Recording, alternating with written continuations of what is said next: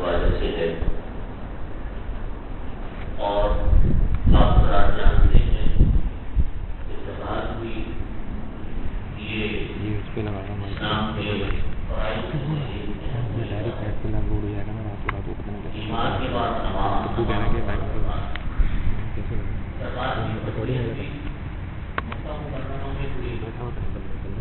جس وقت نماز کی فرضیت ہوئی اسی کے ساتھ ساتھ زکوٰۃ کی فرضیت ہوئی ہے۔ البتہ زکوٰۃ کا نصاب اور زکوٰۃ کی وصولی کے طریقے کوئی وجہ نہیں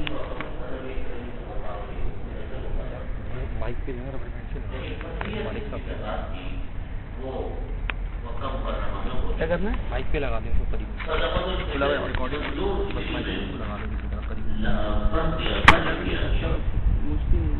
کے ساتھ ساتھ جتنا بھی وصولی کا عنوان ہوئے اور اس کی وصولی کا طریقہ ہوا، لیکن فرضیت بہت مقررہ ہوئی تھی۔ اس لیے یہ زکوٰۃ ہمارے یہاں زکوٰۃ کے معاملے میں چونکہ ماشاءاللہ جو لوگ زکوٰۃ دیتے ہیں اب دینے کا استعمال کرتے ہیں، لیکن ان مسلم گزارش رہ جاتی ہے، کچھ غفلت سے رہ جاتی ہے۔ اس لیے اصل چیز یہ ہے کہ اللہ تعالیٰ نے ان کو اس طریقے سے بات سننے کی سمجھنے کی توفیق عطا فرمائے تاکہ ہماری زکوٰۃ بھی اس طریقے سے ادا ہو اور شریعت کے مطابق ہو، اور حساب کتاب کر صحیح حساب کتاب کر کے اس کے فکر اللہ تعالیٰ ہمارے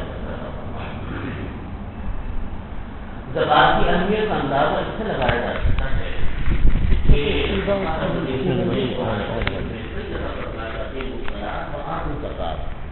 اقامت الصلاۃ و ایتاء الزکوٰۃ، یہ لفظ کلام پاک میں کئی جگہ پر آئے، اور نماز کے ساتھ ساتھ اللہ رب العزت نے زکوٰۃ کا لفظ بھی ارشاد فرمایا، اور صیغہ بھی وہ استعمال کیا جو کہ واجب کرنے کا صیغہ ہوتا ہے، امر کا صیغہ استعمال کیا۔ اس لیے زکوٰۃ کی بہت اہمیت ہے۔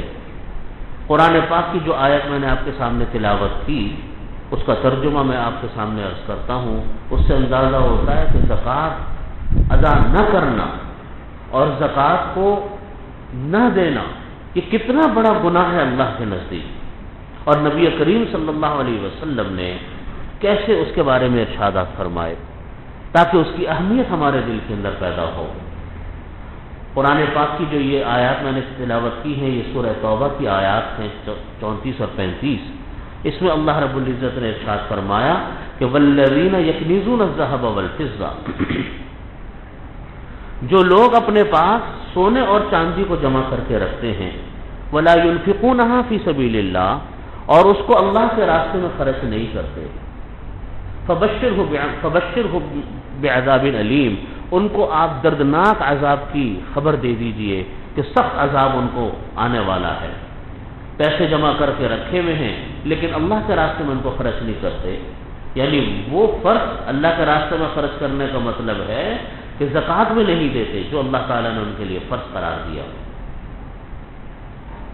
فبشرہم بعذاب علیم، فرمایا کہ آپ ان لوگوں کو خبر دے دیجئے کہ ان کو سخت دردناک عذاب آنے والا ہے۔ پھر آگے فرمایا دوسری آیت میں کہ یوم یحمى علیہا جباہہم، جس دن ان کے اوپر اس سونے چاندی کو دہکایا جائے گا، سونے چاندی کو پگھلایا جائے گا، دہکایا جائے گا، فتقوى بها جباہہم یوم یحمى علیہا جباہہم وجنوبہم ھذا ما کنزتم لانفسکم، تو جس دن ان کو تپایا جائے گا، پگھلایا جائے گا، اور ان کے پیٹھ کو، ان کی کمر کو اور ان کی پشت کو اللہ تعالیٰ اور ان کی پیشانیوں کو اللہ تعالیٰ اس سے داغیں گے، ان سونے چاندی سے اللہ تعالیٰ اس کو داغیں گے۔ ھذا ما کنزتم لانفسکم، یہ اس لیے ہوگا کہ انہوں نے اپنے لیے چاندی کو، سونے کو جمع کر کے رکھا تھا، خزانے کو جمع کر کے رکھا تھا۔ فذوقوا ما کنتم تکنزون، تم لوگ مزہ چکھو اس چیز کا جو کہ تم نے اپنے لیے خزانہ جمع کر کے رکھا ہوا تھا۔ قرآن سورہ عامہ پارے کی جو آیت آتی ہے اس میں اللہ رب العزت نے ارشاد فرمایا کہ ویل لکل ہمزۃ لمزہ، ہلاکت اور بربادی ہو ہر عیب لگانے والے، طعنہ دینے والے کے اوپر۔ آگے فرمایا کہ الذی جمع مالا وعددا، وہ انسان جس نے اپنے لیے مال کو گن گن کر جمع کیا، گن گن کر جمع کر رہا ہے مال کو، روزانہ حساب کتاب چل رہا ہے، ہر وقت اسی فکر میں لگا ہوا ہے کہ کتنا پیسہ آ گیا، اس پر خوشی ہے، جو خرچ ہو گیا اس پر پریشانی ہے، ہر وقت پیسے کا چکر، ہر وقت پیسہ دماغ میں۔ اور وہ یہ فرمایا اللہ تعالیٰ نے کہ یحسب ان مالہ اخلدا، وہ یہ گمان کرتا ہے کہ مال اس کے پاس ہمیشہ رہے گا، ہمیشہ مال اس کے پاس جمع رہے گا، کبھی وہ مال خرچ نہیں ہوگا۔ اللہ تعالیٰ فرماتے ہیں ایسا ہرگز نہیں ہوگا، کبھی مال جمع نہیں رہ سکتا، مال اس کو کبھی زندگی نہیں دے سکتا، کلا ہرگز ایسا نہیں ہوگا۔ اللہ تعالیٰ فرماتے ہیں کہ بلکہ ہوگا یہ لیمبذن فی الحطمہ، ان کو حطمہ میں پھینک دیا جائے گا۔ وما ادراک ما الحطمہ، تم کو پتہ ہے کہ حطمہ کیا چیز ہے؟ فرمایا کہ نار اللہ الموقدہ، وہ ایک ایسی آگ ہے جو اللہ کی بھڑکائی ہوئی آگ ہے۔ نار اللہ الموقدہ، ایک ایسی آگ ہے جو اللہ کی بھڑکائی ہوئی آگ ہے۔ التی تطلع علی الافئدہ، اور وہ آگ دنیا کی آگ کی طرح نہیں ہے کہ آپ نے پانی ڈالا تو بجھ گئی، آپ نے گیس ڈالی تو بجھ گئی، اور کوئی آ گیا مدد کو تو وہ بجھ گئی، نہیں۔ فرمایا کہ وہ آگ ایسی خطرناک آگ بھڑکے گی اللہ تعالیٰ کی طرف سے کہ وہ آگ انسان کے جگر تک جا پہنچے گی، ایسی آگ ہوگی اللہ کی طرف۔ نار اللہ التی تطلع علی الافئدہ، جو انسان کے جگر تک جھانکے گی جا کر۔ تو یہ ساری چیزیں کیا ہیں؟ یہ مال کمانے کو اللہ تعالیٰ نے منع نہیں کیا، مال کمانا کوئی گناہ کی بات نہیں ہے، مال حلال طریقے سے کمائے نمبر 1، اور اس کے اوپر جو فرائض مال کے زکوٰۃ و صدقات کے ہیں وہ ادا کرتا رہے تو انسان کی بچت ہے۔ مال حلال نہ ہو تو تباہی ہے، مال حلال کما لیا لیکن زکوٰۃ ادا نہیں کر رہا، یا اس کے ذمے میں جو صدقات واجبہ ہیں ان کو وہ ادا نہیں کرتا، تو پھر وہ مال انسان کے لیے تباہی کا باعث ہے۔ نبی کریم صلی اللہ علیہ وسلم نے ایک جگہ پر ارشاد فرمایا کہ آپ صلی اللہ علیہ وسلم نے فرمایا کہ جو کوئی انسان زکوٰۃ ادا نہیں کرتا تو اللہ تعالیٰ روز قیامت میں اس کے اوپر ایک اژدہا مقرر کر دیں گے، یعنی اس کا مال جو ہے وہ اژدہے کی صورت میں، جو اژدہا گنجا ہوگا، زہریلا ہوگا، وہ اژدہا اس کے مال جو ہے اژدہا بنا کر اس کے گلے میں ڈال دیا جائے گا، اور وہ اژدہا انسان کے گالوں کو پکڑ پکڑ کر یوں چیرے گا، اور وہ یوں کہے گا کہ انا کنزک انا مالک، میں تیرا مال ہوں، میں تیرا خزانہ ہوں، جس کو تم نے دنیا میں جمع کیا تھا اور تم نے اس مال کو اللہ کے راستے میں خرچ نہیں کیا تھا، یعنی زکوٰۃ ادا نہیں کی تھی اس کی۔ چنانچہ نبی کریم صلی اللہ علیہ وسلم نے یہ بھی دعا فرمائی کہ اللہم اعط منفقا خلفا، اے اللہ آپ اپنے راستے میں خرچ کرنے والوں کو اور زیادہ عطا فرما دیجئے، اور زیادہ دے دیجئے، اور فرمایا کہ واعط ممسکا تلفا، اور جو لوگ اپنے مال کو اپنے پاس روک کر رکھتے ہیں ان کے مال کو تباہ کر دیجئے۔ آپ دیکھیں گے بہت سارے لوگ آپ کو ایسے نظر آتے ہیں جو اپنی بہت ساری پریشانیوں کا ذکر کرتے ہیں، عجیب و غریب قسم کی پریشانی ہے، جس کو کہتے ہیں نا ہمہ جہت پریشانی ہے انسان کے اوپر آ گئی، یہ ہو گیا، یہ حادثہ، وہ حادثہ، یہ نقصان، وہ نقصان، یہ پریشانی، آدمی بھی پریشان ہو جاتا ہے کہ یا اللہ یہ اس کے ساتھ کیا ہو رہا ہے۔ بہت سارے موقعوں کے اوپر اگر آپ دیکھیں گے تو اس کے اسباب یا تو حرام مال کی آمدنی ہوگی یا زکوٰۃ کی ادائیگی نہ کرنا ہوگا، وہ دونوں میں سے کوئی نہ کوئی کچھ نہ کچھ ہوتا ہے اس کے اندر، یا تو مال حرام ہوگا یا زکوٰۃ کو صحیح طریقے سے ادا نہ کرنا ہوگا، یہ ہوتا ہے۔ چنانچہ نبی کریم صلی اللہ علیہ وسلم نے حدیث شریف میں ارشاد فرمایا کہ نبی کریم صلی اللہ علیہ وسلم نے فرمایا کہ جو لوگ زکوٰۃ کو ادا نہیں کرتے تو وہ قوم، پھر وہ لوگ قحط سالی کا شکار ہو جاتے ہیں، قحط آ جاتا ہے۔ ایک اور جگہ پر نبی کریم صلی اللہ علیہ وسلم نے ارشاد فرمایا کہ زکوٰۃ کا مال انسان کے مال میں اگر شامل ہو جائے، یعنی یا تو زکوٰۃ ادا نہیں کی یا مستحق نہیں تھا زکوٰۃ لینے کا لیکن زکوٰۃ لے لی، یہ بھی تو آج کل بڑا مسئلہ بنا ہوا ہے نا، ہر آدمی پیسے لے رہا ہے، زکوٰۃ لے رہا ہے، اس کی پتہ نہیں ہوتا کہ وہ زکوٰۃ لینے کا حقدار بھی ہے کہ نہیں ہے۔ تو دونوں مطلب ہیں اس کے کہ زکوٰۃ نہیں ادا کی تو وہ پیسہ جو بچا وہ اپنے مال میں شامل ہو گیا، یا مستحق نہیں تھا لینے کا اور اس نے زکوٰۃ کو وصول کر لیا۔ دونوں صورتوں میں نبی کریم صلی اللہ علیہ وسلم نے ارشاد فرمایا کہ وہ مال جو اس کے مال میں شامل ہوا ہے وہ مال انسان کے لیے تباہی کا باعث ہے، اس کے مال کو لے ڈوبتا ہے اور دوسرے مال کو لے ڈوبتا ہے۔ اس کا اندازہ ہوتا ہے ان لوگوں کو دیکھ کر جو لوگ زکوٰۃ کو صحیح طریقے سے ادا نہیں کرتے، طرح طرح کے ہیلے بہانے کر کے زکوٰۃ کو روک لیتے ہیں۔ بعض لوگوں کو یوں دیکھا کہ اپنا زیور ہے یا اپنی بیوی کا زیور ہے، اس کو جب موقع آیا، رمضان کی تاریخیں آئیں تو اس کو اپنے چھوٹے بچوں کے نام پہ کر دیا، نابالغ بچوں کے نام پہ کر دیا تاکہ زکوٰۃ سے بچت ہو جائے۔ تو ایسی مثالیں ہیں انہی ایسے لوگوں کی کہ ان کا پورا سونا ضائع ہو گیا، پورا کا پورا سونا ضائع ہو گیا۔ کہیں جا رہے تھے وہ بیگ ہی چوری ہو گیا، تو اس طرح گھر میں ڈاکہ پڑا، مال چوری ہو گیا۔ تو زکوٰۃ کو دیکھ، یہ تو اللہ تعالیٰ کا وعدہ ہے، یمحق اللہ الربا ویربی الصدقات، کہ اللہ تعالیٰ تو سود کو مٹاتے ہیں اور صدقے کو اللہ بڑھاتے ہیں۔ زکوٰۃ سے پیسہ کبھی کم نہیں ہوتا۔ یہ ہماری اور آپ کی ایک ہمارا کا ایک مشاہدہ ہوتا ہے جس کی وجہ سے ہم یہ سوچتے ہیں کہ پیسہ کم ہو رہا ہے۔ اللہ تعالیٰ قرآن کریم میں خود فرماتے ہیں کہ سود کو اللہ تعالیٰ مٹاتے ہیں، یمحق اللہ الربا، سود کو اللہ تعالیٰ مٹاتے ہیں۔ حالانکہ آپ دیکھیں کہ سود اللہ تعالیٰ اس کی سائے سے بھی بچائے سود کے ہم سب کو۔ سود اگر آ رہا ہے تو دیکھنے میں تو مال بڑھ رہا ہے، اگر سود مل گیا خدا نہ خواستہ کسی کو تو دیکھنے میں تو وہ مال بڑھ رہا ہے، اور صدقہ جو ہم کرتے ہیں تو ہم دیکھتے ہیں کہ ہماری جیب سے مال کم ہو رہا ہے، لیکن اللہ تعالیٰ فرماتے ہیں کہ نہیں، ایسا نہیں ہے کہ سود مٹ رہا ہے، اور اللہ تعالیٰ فرماتے ہیں کہ نہیں، صدقہ بڑھ کو اللہ تعالیٰ بڑھاتے ہیں۔ یعنی بالکل مشاہدے کے برخلاف بات اللہ رب العزت نے ارشاد فرمائی۔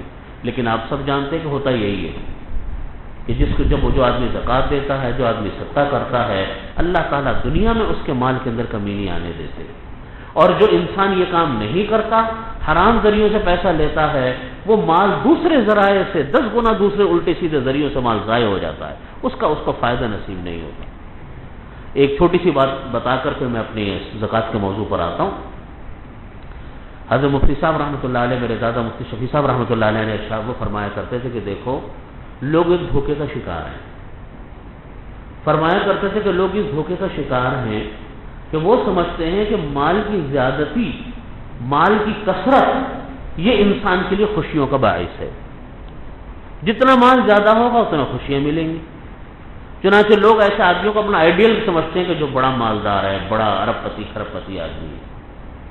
فرمایا کرتے تھے کہ وہ انسان خوش نصیب نہیں جس کے پاس مال زیادہ ہے، بلکہ وہ انسان خوش نصیب ہے جس کے مال میں اللہ نے برکت ڈال دی ہے، وہ ہے خوشی، وہ ہے خوش نصیب انسان۔ مال میں برکت الگ چیز ہے اور مال کی کثرت الگ چیز ہے۔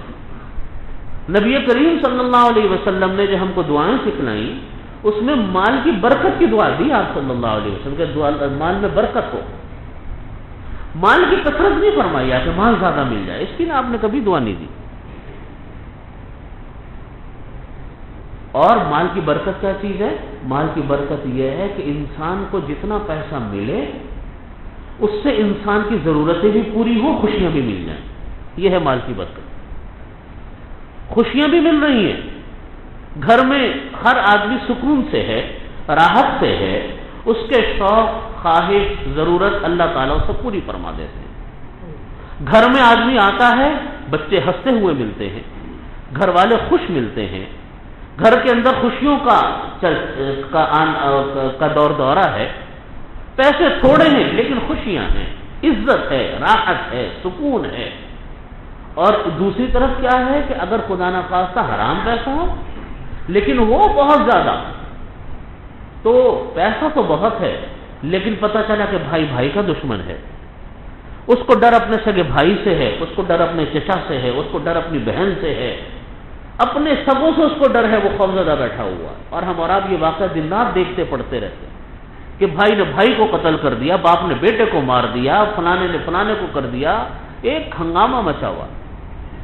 ڈاکوؤں کا ڈر ہے، فلانے کا ڈر ہے، مال کے تو انبار لگے ہیں لیکن مال برتنے کی نوبت نہیں آ رہی، مال نہیں بڑھتا جا رہا۔ تو بھائی یہ بات اس لیے یہ جو مال کی برکت اللہ تعالیٰ ہم کو عطا فرمائے، یہ دو ذریعوں سے حاصل ہوتی ہے مال کی برکت۔ ایک حلال پیسہ ہو، حرام کا اس کے اندر شائع بنا ہو۔ دوسری یہ کہ زکوٰۃ اور صدقات واجبہ اہتمام سے دے، یہ تو ضروری ہے دینے، نہ دینا گناہ گار ہے، لیکن اس کے علاوہ جو نفلی صدقہ ہے اس کا بھی اہتمام کرنا چاہیے ہم کو۔ اللہ تعالیٰ نے اس کی توفیق عطا فرمائے۔ یہ زکوٰۃ کی اہمیت کے حوالے سے چند باتیں میں نے آپ کے سامنے عرض کی۔ زکوٰۃ کے لفظی معنی آتے ہیں کہ اضافے کے، بڑھنے کے، پاکیزگی کے۔ حضرت مفتی شفیع صاحب رحمۃ اللہ علیہ نے ارشاد فرمایا اپنی کتاب میں کہ زکوٰۃ کے معنی ایسے اضافے کے ہوتے ہیں جو برکت کے نتیجے میں بڑھتا ہے، ایسا اضافہ جو برکت کے نتیجے میں بڑھ رہا ہے۔ برکت بھی دو طرح کی فرمایا کہ ہوتی ہے، ایک تو ہوتا ہے کہ مال بڑھ گیا، اور ایک یہ ہے کہ اس پیسے سے گھر میں خوشیاں آ گئیں، راحتیں مل گئیں۔ پیسہ تھوڑا تھا لیکن پورا گھرانہ خوش ہو گیا، ان کو راحتیں نصیب ہو گئی۔ فرمایا کہ یہ ہوتی ہے زکوٰۃ۔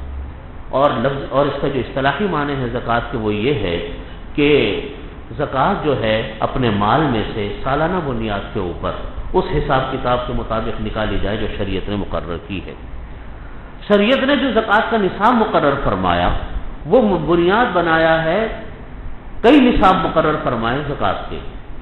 ایک زکوٰۃ کا نصاب ہے سونے کا، ایک چاندی کا اور روپیہ پیسہ، کہ یا تو کسی آدمی کے پاس سونا ہو تو اس کا نصاب ہے 7.5 تولہ سونا، کسی کے پاس اگر ہے تو 7.5 تولہ سونا ہو۔ چاندی کا نصاب ہے کہ 52.5 تولہ چاندی ہو، یا تو چاندی 52.5 تولہ ہو، یا 52.5 تولہ چاندی کے برابر رقم موجود ہو، یا 52.5 تولہ چاندی کے برابر ضرورت سے گھر میں زائد سامان موجود ہو۔ تو یہ چیزیں جب انسان کے پاس ہوں گی تو اس کے اوپر زکوٰۃ واجب ہوگی۔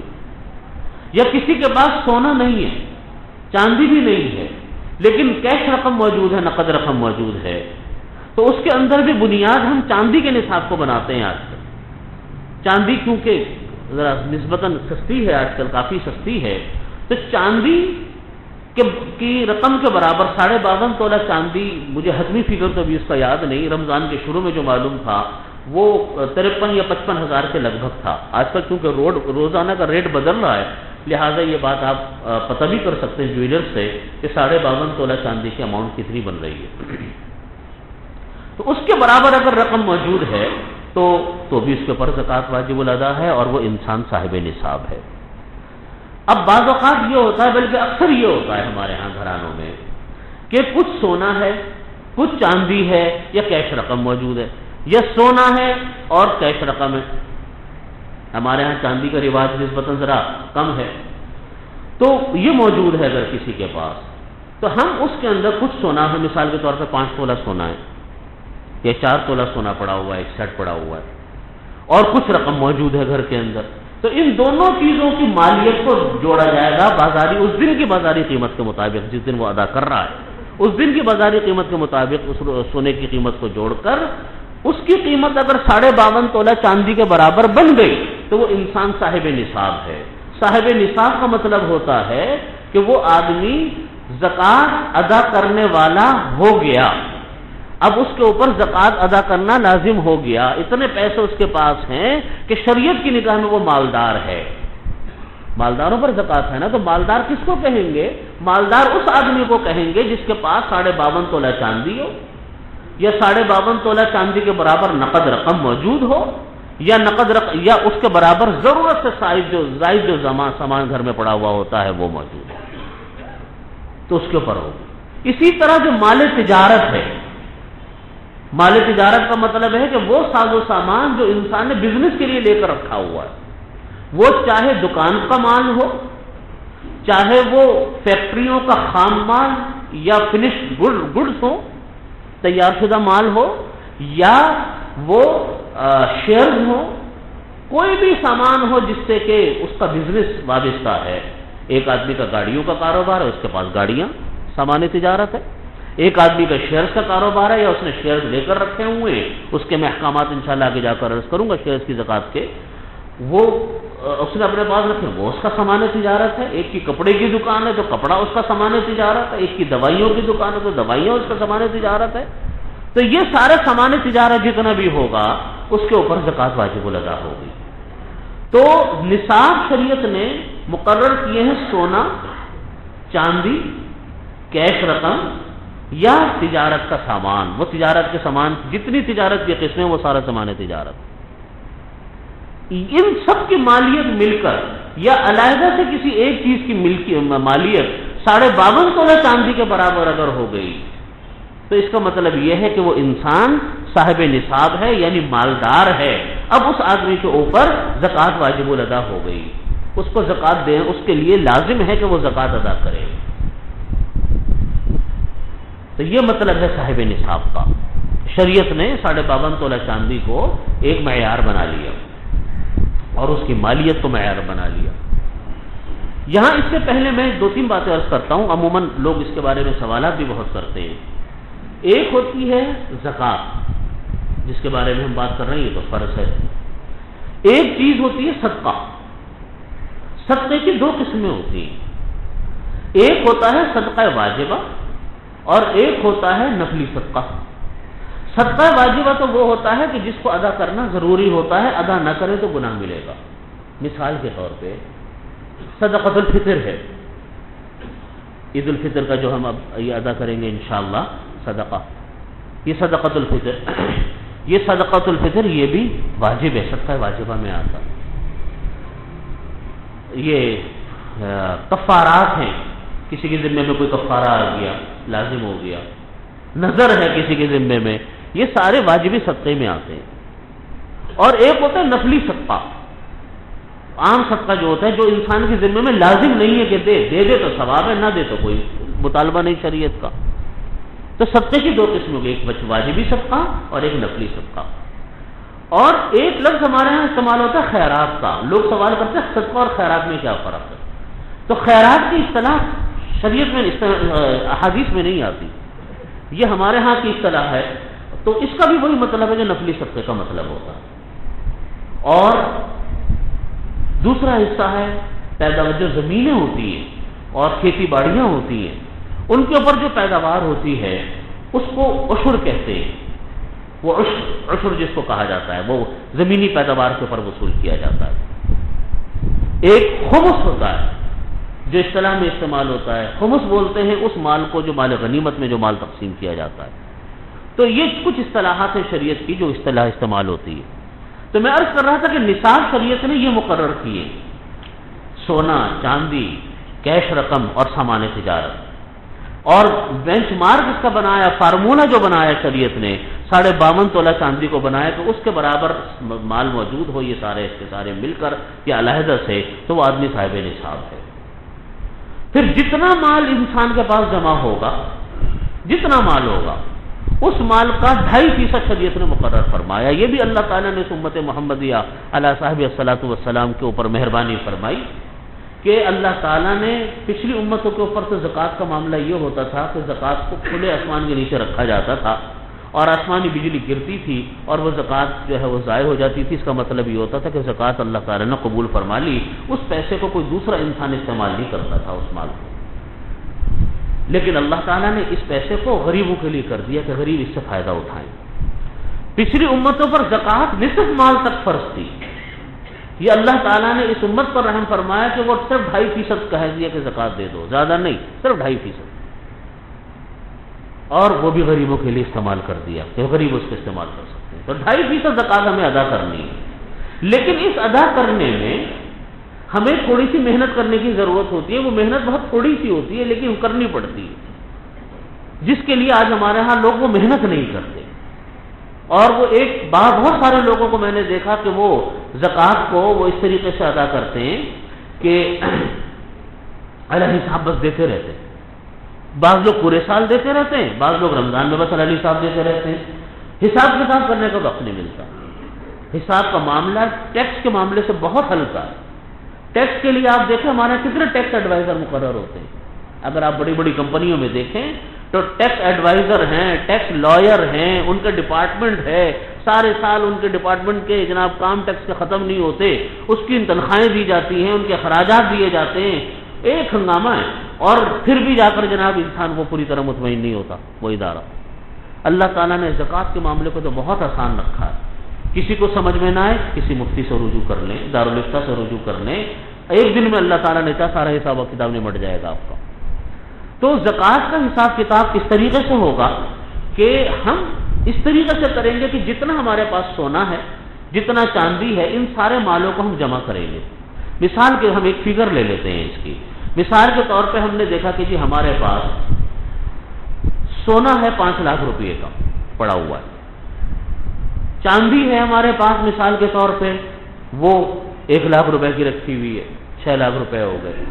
کیش رقم ہمارے پاس جمع ہے وہ ہے مثال کے طور پہ 4 لاکھ روپیہ ہے، یہ کیش رقم ہے ہمارے پاس۔ یہ سارے مال کو اب ہم نے جوڑا تو کتنے ہو گئے؟ 10 لاکھ روپے ہو گئے۔ اس 10 لاکھ روپے کا 2.5% آپ نکال لیں تو کتنا بنا 10 لاکھ کا 2.5%؟ 25,000 روپیہ۔ 25,000 روپے ہمیں زکوٰۃ میں دینے ہیں۔ یہ زکوٰۃ میں دینے ہمیں فی الفور نہیں ہے کہ فوراً نکال دیں، فوراً نکال دیں بہت اچھی بات ہے، لیکن گنجائش اس بات کی ہے کہ آپ اس کو تھوڑا تھوڑا کر کے بھی نکال سکتے ہیں۔ رمضان کے بعد پورے 1 سال کے اندر اندر آپ زکوٰۃ نکال سکتے ہیں۔ 1 سال کے بعد نکالیں گے تو گناہ گار ہوگا انسان۔ بعض لوگوں کی رقمیں بڑی بڑی ہوتی ہیں تو ان کے لیے فوراً انتظام کرنا ممکن نہیں ہوتا، تو تھوڑا تھوڑا کر کے نکال دیں۔ اس میں اس بات کا خیال رکھنا ہے کہ جو رقمیں قرضوں کی ہیں، قرض مثال کے طور پہ ہیں، جو قرض انسان نے لے رکھے ہیں جس کی وجہ سے آدمی خود مقروض ہے، اس قرض کی رقم کو اس ٹوٹل رقم میں سے ہم مائنس کریں گے۔ مثال کے طور پہ ہم نے فگر لیا تھا 10 لاکھ روپے کا کہ ہمارا ٹوٹل اثاثہ جو ہے وہ کتنا ہے؟ 10 لاکھ روپیہ ہے۔ ہم نے دیکھا کہ ہمارے اوپر قرضہ ہے 3 لاکھ، ہمارے اوپر قرضہ ہے 3 لاکھ روپے کا، تو ہم 10 لاکھ جمع اس کے اندر سے مائنس ہم کر دیں گے کتنے؟ 3 لاکھ۔ جو باقی اماؤنٹ بچی کتنی؟ 7 لاکھ روپے، وہ 7 لاکھ کا 2.5% ہم زکوٰۃ میں دیں گے۔ تو جب کوئی انسان مقروض ہوتا ہے تو مقروض ہونے کی وجہ سے وہ آدمی اپنے قرض کی رقم کو اس کے اندر سے مائنس کر کے بقیہ رقم کو وہ زکوٰۃ میں ادا کر دے گا۔ اور جو قرضہ اس نے کسی دوسرے کو دیا ہوا، یعنی مثال کے طور پہ ایک آدمی ہے اس نے خود تو کسی کا قرضہ نہیں لیا ہوا لیکن کسی دوسرے کو قرضہ دیا ہوا ہے، مثال کے طور پہ 10 لاکھ روپے اس کے پاس ٹوٹل اثاثے ہیں، اس نے دیکھا کہ میں نے کسی آدمی کو 5 لاکھ روپے قرضہ دیا ہوا ہے، تو اس 5 لاکھ کی زکوٰۃ بھی یہی آدمی نکالے گا جس نے کسی دوسرے کو قرضہ دیا تھا۔ یعنی اب اس کے پاس ٹوٹل اثاثے کتنے ہو گئے؟ 10 لاکھ پلس 5 لاکھ، تو کل ٹوٹل کتنے ہو گئے؟ 15 لاکھ۔ 15 لاکھ پر یہ زکوٰۃ ادا کرے گا۔ تو قرضے کا یہ حکم ہے کہ جو مقروض ہوتا ہے وہ قرض کی رقم کو اپنے پاس سے مائنس کرتا ہے، اور جس آدمی نے قرضہ دیا ہوا ہوتا ہے وہ آدمی قرض کی رقم کو ایڈ کرتا ہے، اور ایڈ کرنے کے بعد جمع کرنے کے بعد پھر اس رقم کو وہ زکوٰۃ میں نکالتا ہے، اس کا 2.5% نکالتا ہے۔ یہ ہے زکوٰۃ کا نصاب، جس طریقے سے زکوٰۃ ہمیں نکالنی ہے۔ زکوٰۃ کے اوپر جو زکوٰۃ کی جو شرائط ہیں ان میں سے ایک شرط یہ ہے کہ زکوٰۃ کے اوپر سال گزرنا شرط ہے۔ زکوٰۃ جو ہے مال کے اوپر سال گزرنا ضروری ہے۔ یہاں اس کی وضاحت ضروری ہے کہ بہت سارے ہمارے ساتھی سال گزرنے کا مطلب میں تھوڑا سا کنفیوژن کا شکار رہتے ہیں کہ دیکھیے سال گزرنے کا یہ مطلب نہیں ہے کہ ہر مال کے اوپر سال گزرے گا۔ یہ بات ذرا توجہ سے سنیے گا، یہ بہت ہم سے غلطی اس میں ہوتی ہے اور سمجھنے میں کوتاہی ہو جاتی ہے۔ سال گزرنے کا مطلب ہے کہ جب پہلی مرتبہ انسان مالدار ہوا، یعنی 52.5 تولہ چاندی اور اس کے برابر رقم ہمارے پاس آئی، تو اس کے اوپر ایک مرتبہ سال گزر جائے۔ پہلی مرتبہ جب ہمارے پاس پیسے آئے، پہلی مرتبہ آئے، بالغ ہونے کے بعد پہلی مرتبہ آئے اور اس کے اوپر سال گزر گیا۔ اب جب سال گزرا تو جس تاریخ کو وہ پہلی مرتبہ مالدار ہوا تھا اور مسلسل اس کے پاس پیسہ رہا، تو جس تاریخ کو وہ پہلی مرتبہ مالدار ہوا تھا، صاحب نصاب ہوا تھا، اس تاریخ کو وہ زکوٰۃ کا حساب کرے گا ہر سال۔ مثال کے طور پہ اس کی مثال لے لیں، یعنی رمضان میں حساب کتاب کرنا کوئی ضروری نہیں۔ رمضان میں تو لوگ اس لیے زکوٰۃ دیتے ہیں کہ ایک فرض کا ثواب اللہ تعالیٰ 70 فرض کے برابر فرما دیتے ہیں. ایک فرض کا ثواب جو ہوتا ہے وہ 70 گنا مل رہا ہوتا ہے. اس لیے رمضان میں چونکہ زکوٰۃ فرض ہے اس لیے لوگ زکوٰۃ رمضان میں زیادہ دیتے ہیں، لیکن یہ اپنے ذہن سے نکال دیں کہ رمضان میں کوئی ضروری ہے یا حساب رمضان میں ضروری ہے. حساب کی اصل تاریخ وہ ہے جس تاریخ کو آپ مالدار ہوئے تھے اور آپ صاحب نصاب ہوئے تھے. مثال کے طور پہ ایک آدمی ہے، وہ پہلی مرتبہ اس کے پاس جب سامان آیا، اتنا مال آیا تو یکم شعبان تھی. اب اس کے پاس وہ سال گزرا پورا اور وہ مال اس کے پاس رہا، یہاں تک کہ اگلے سال کی یکم شعبان آ گئی. اب اس کے اوپر لازم ہے کہ وہ زکوٰۃ ادا کرے گا. اب وہ مالدار ہو گیا، اب وہ صاحب نصاب ہو گیا. اب وہ انسان مسلسل ہر سال اپنا جو زکوٰۃ کا حساب کتاب بنائے گا وہ یکم شعبان کو بنائے گا. جب ایک مرتبہ وہ مالدار ہو گیا، صاحب نصاب ہو گیا، اب اس تاریخ کو حساب کرے گا کہ کتنا مال اس کے پاس موجود ہے، کتنا خرچ ہو گیا. بات میری سمجھ میں آ رہی ہے؟ اس تاریخ کو کیا کرے گا؟ وہ حساب کتاب کرے گا یکم شعبان کو کہ کتنا مال اس کے پاس موجود ہے، کتنا خرچ ہو گیا. جو خرچ ہو گیا اس کے اوپر کوئی زکوٰۃ نہیں، چاہے وہ 11.5 مہینے پڑا رہا اس کے پاس مال، لیکن اس تاریخ کو جو حساب کتاب کرنے بیٹھا تھا اس تاریخ کو وہ مال اس سے پہلے نکل گیا، خرچ ہو گیا. اب اس کے اوپر کوئی زکوٰۃ نہیں ہے. اور اس تاریخ پر جو کچھ بھی مال ہے، رقم دیکھ لے کتنی رقم ہے، سونا دیکھ لے کتنا سونا ہے، کیش رقم یہ چاندی دیکھ لے کتنی ہے، اور اگر وہ بزنس مین ہے تو سامان تجارت کتنا ہے وہ دیکھ لے. جو ہو اس تاریخ میں اس کا حساب کتاب لکھ لے اپنے پاس اور زکوٰۃ کی ادائیگی شروع کر دے. یہ مطلب نہیں ہے کہ جتنا مال آتا رہے سال کے بیچ میں ہر مال کے اوپر ایک سال گزرے. اس کا تو کوئی انسان حساب کتاب رکھ ہی نہیں سکتا، ممکن نہیں. ہم کیسے حساب لگائیں کہ میرے پاس اگر آج 10,000 روپے آئے اور کل میرے پاس 5,000 روپے خرچ ہوگا، میں کیسے جوڑوں گا کہ کون سا مال میرے پاس کب آیا تھا اور کب خرچ ہو گیا؟ اس لیے بہت سارے لوگ اس فکر میں رہتے ہیں، وہ کہتے ہیں کہ صاحب میرے پاس میرے پاس جو ہے 2 مہینے پہلے میرے پاس 1 لاکھ روپے آ گئے، اس پر تو سال گزرا نہیں، لہٰذا میں تو زکوٰۃ نہیں دوں گا. یاد رکھیے جو آدمی صاحب نصاب ہے اس کے اب ہر مال کے اوپر سال گزرنا شرط نہیں، بلکہ اس معینہ تاریخ پر اس ڈیٹ کے اوپر وہ حساب کرے گا، جو موجود ہوں گے اس کا زکوٰۃ دے گا. اس کی مثال اس طرح سمجھیں کہ ایک آدمی یکم شعبان کی میں نے آپ کو مثال دی ہے. یکم شعبان کو ایک آدمی نے حساب کیا، اس سے 2 دن پہلے یا 1 دن پہلے اس نے لاکھوں روپیہ خرچ کر دیا. بے شک پڑا رہا ہے پورے سال، لیکن چند دن پہلے اس نے وہ پیسہ خرچ کر دیا کسی ضرورت میں، تو بس خرچ ہو گیا تو خرچ ہو گیا، اب آپ کے حساب کتاب میں نہیں آئے گا. کسی کے پاس چند دن پہلے لاکھوں روپیہ آ گیا، پورے سال اکاؤنٹ خالی پڑا ہوا تھا، لیکن اچانک 5-10 لاکھ روپے کہیں سے آ گئے اس کے پاس. اب وہ معین تاریخ پر اس 5-10 لاکھ روپے کی بھی زکوٰۃ ادا کرے گا، حالانکہ وہ بھی چند دن پہلے ہی آئے تھے. بات سمجھ میں رہی ہے؟ تو سال میں جو حساب کتاب ہوگا، جو حساب کتاب کی تاریخ ہوگی، اس تاریخ کو بنیاد بنائیں گے ہم، اور اس تاریخ کو جو پیسہ ہوگا، جو مال ہوگا وہ ادا کیا جائے گا.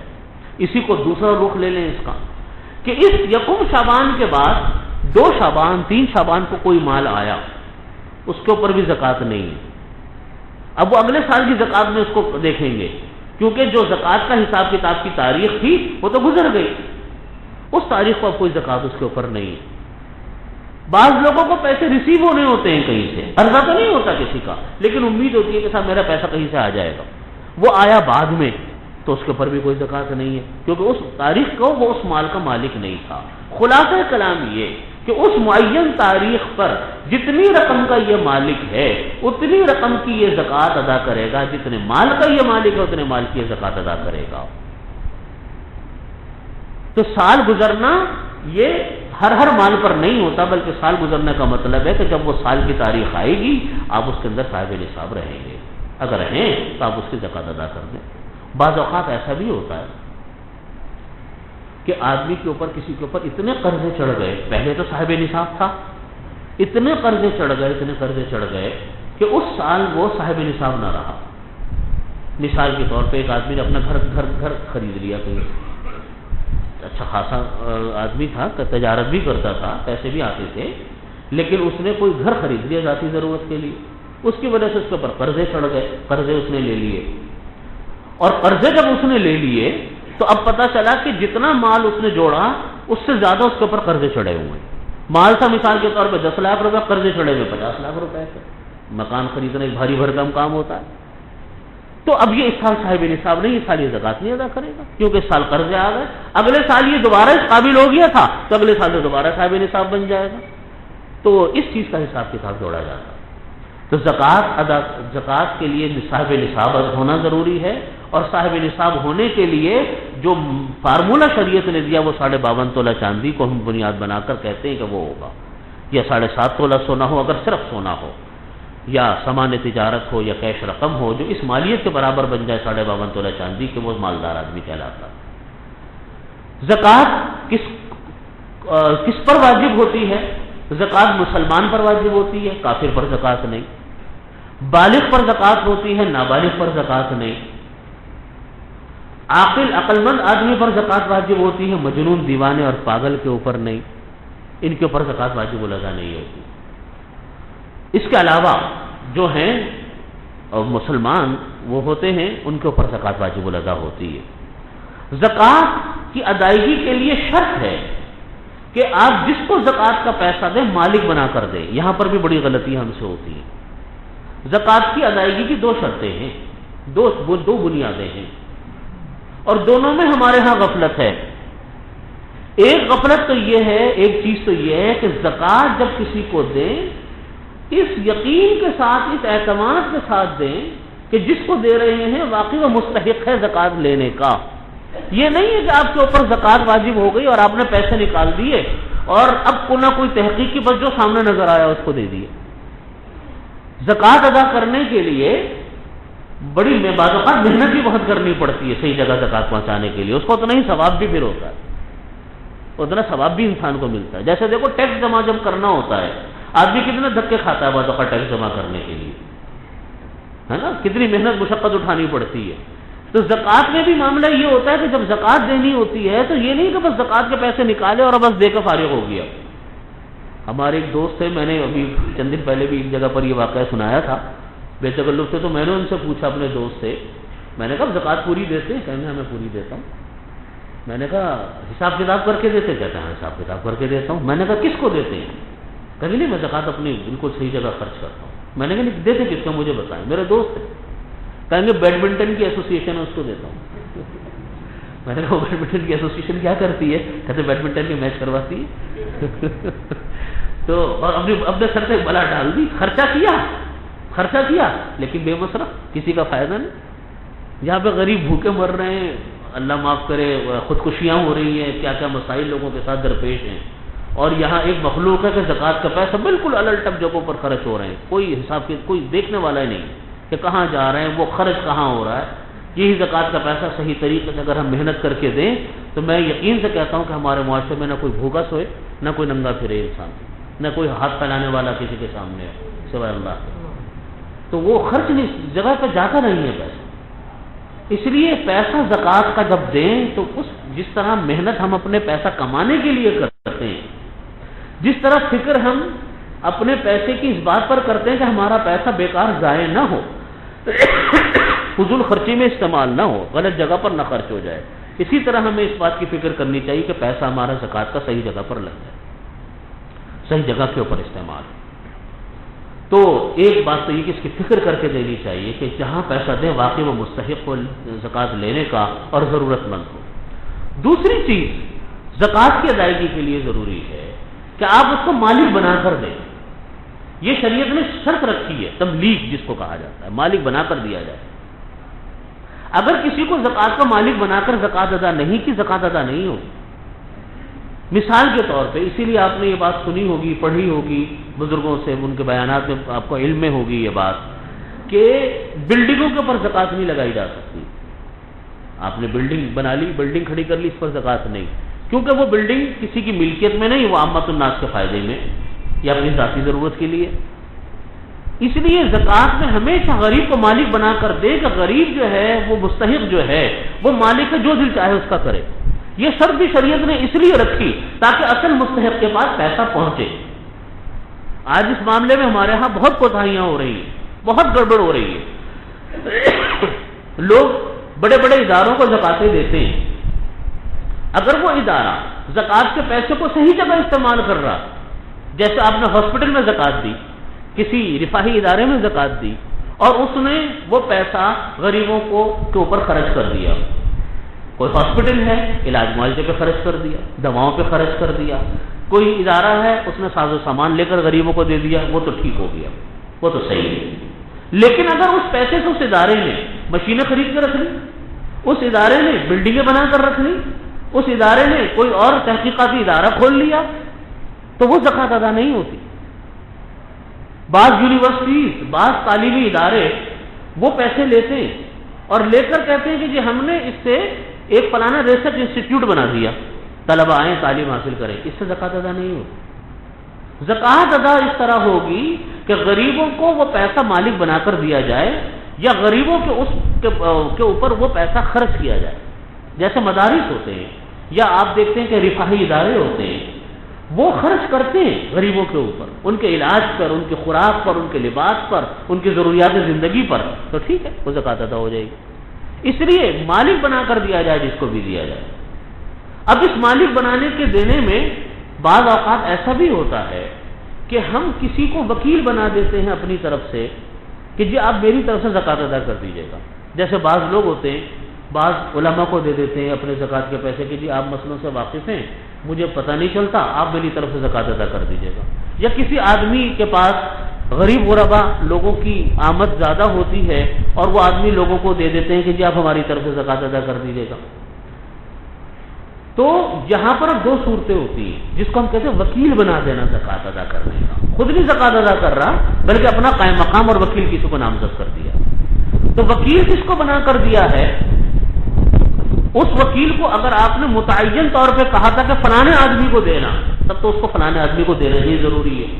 اور اگر وہ عام اس کو وکالت مقرر کی تھی، عام وکیل بنایا تھا کہ اپنی مرضی سے جس کو آپ مستحق سمجھے دے دیں، تو یہاں یہ بات ضروری ہے کہ جب تک وہ پیسہ وکیل کے پاس رہے گا، یہ ایسا ہے گویا کہ آپ کے پاس رہے گا، آپ کی زکوٰۃ ادا نہیں ہوگی۔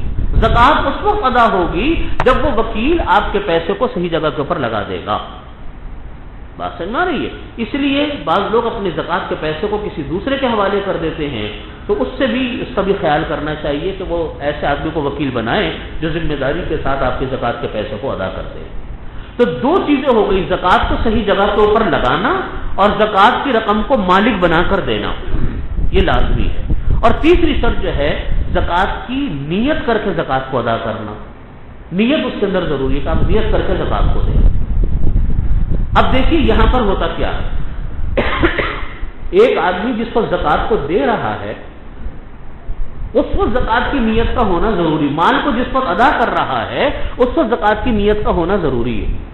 اگر مال دیتے وقت زکوٰۃ کی نیت نہیں تھی اور اس نے کسی دوسرے کو قرضے میں رقم دے دی، یہ بہت لوگ سوال کرتے ہیں کہ ایک رقم میں نے کسی دوسرے کو آدمی کو قرضے میں دی، اس نے قرضہ لوٹایا نہیں، اب میں اس پیسے کو زکوٰۃ میں شمار کر لوں، تو یہ شرعاً جائز نہیں، اس لیے کہ جس وقت وہ مال آپ کے پاس سے جا رہا ہے اس کو زکوٰۃ کی نیت کا ہونا ضروری ہے۔ ہاں یہ ہو سکتا ہے کہ ایک آدمی نے آپ سے قرضہ مانگا کہ جی مجھے آپ قرضہ دے دیں، آپ نے اس کو جو پیسے دیے آپ نے اس کو بتایا تو نہیں، لیکن پیسے دیتے وقت آپ نے اپنے مال کے اوپر زکوٰۃ کی نیت کر لی تھی کہ میں زکوٰۃ دے رہا ہوں، اس کے اوپر ظاہر نہیں کیا کہ میں یہ زکوٰۃ دے رہا ہوں، اس کے اوپر تو یہی ظاہر تھا کہ یہ قرضہ ہے، لیکن اس آدمی کی واپس لینے کی نیت نہیں تھی، تو اس طریقے سے زکوٰۃ ادا ہو جاتی ہے، زکوٰۃ اس طریقے سے ادا ہوگی۔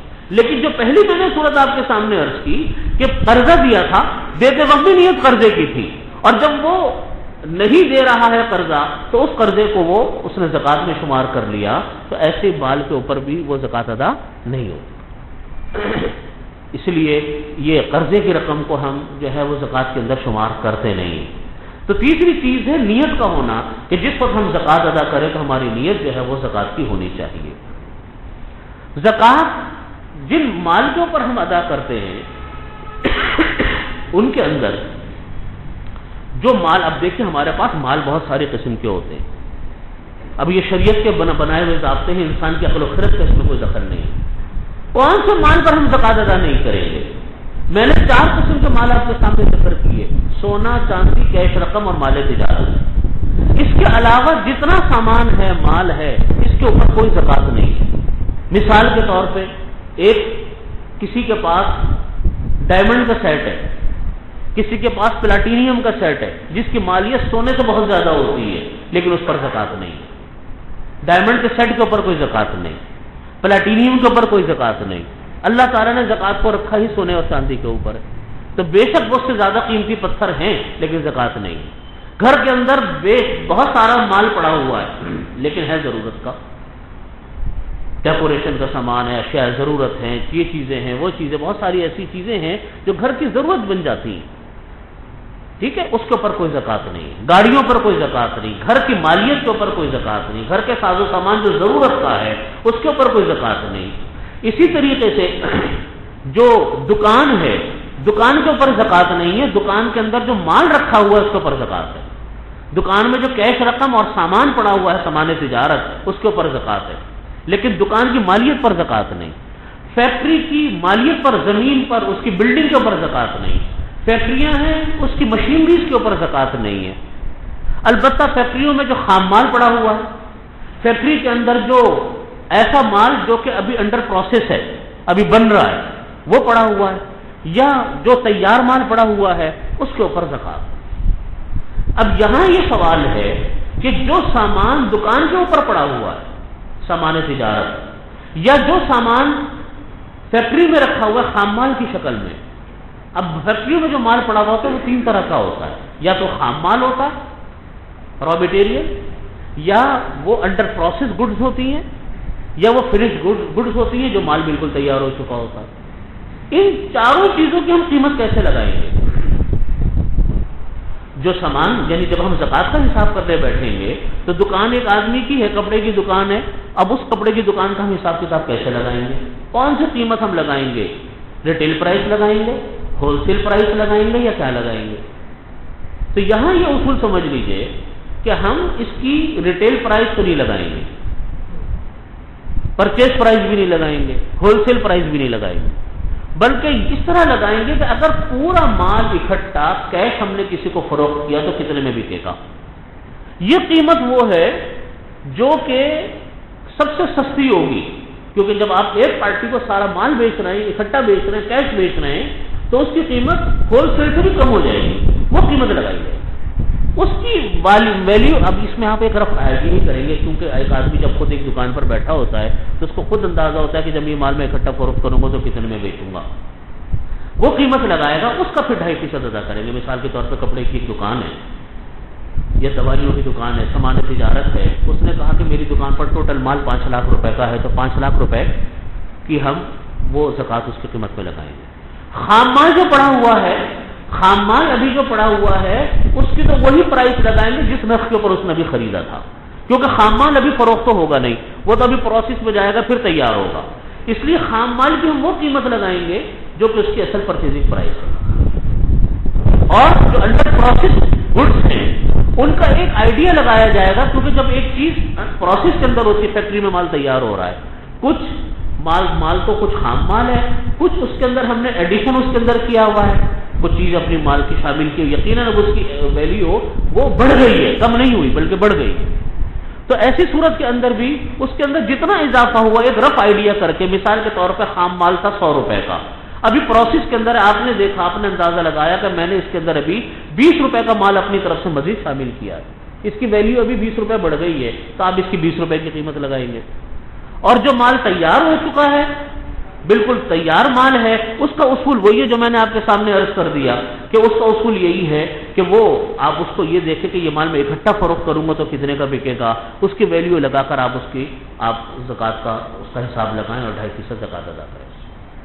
سامان تجارت میں ہمارے پاس یہ چند چیزیں ہوتی ہیں۔ سامان تجارت کے اندر، سامان تجارت میں جو چیز ہم لے کر رکھتے ہیں وہ ایک تو ہوتی ہے شیئرز، بہت سارے لوگ بزنس کرتے ہیں شیئرز کا، تو شیئرز کے بھی بارے میں اصول یہ ہے کہ شیئرز جو ہیں وہ ایک اصولی طور پر بات سمجھ لیجئے کہ جتنا سونا ہو، چاندی ہو، سامان تجارت ہو یا شیئرز ہوں، ان سب کی قیمتیں لگائی جاتی ہیں، مارکیٹ ویلیو لگائی جاتی ہے، فیس ویلیو نہیں لگتی ہے، ان سب کی مارکیٹ ویلیو لگے گی۔ یعنی کوئی آدمی یہ کہے کہ میں نے سونا خریدا تھا آپ سے 20 سال پہلے اس ریٹ پر، آج ہو گیا 55-60 روپے، تو ہم آج کی قیمت کا حساب لگائیں گے۔ سب کے اوپر مارکیٹ ویلیو لگے گی. کرنسیز اگر ہیں، ڈالر ہے اور یہ پاؤنڈ ہیں، ریال ہیں، درہم ہیں، ان سب کرنسیز کی بھی مارکیٹ ویلیو کا ہم حساب کتاب لگائیں گے. اب سمجھ لیجیے کہ شیئرز اگر ہمارے پاس ہیں تو شیئرز بھی دو قسم کے ہوتے ہیں.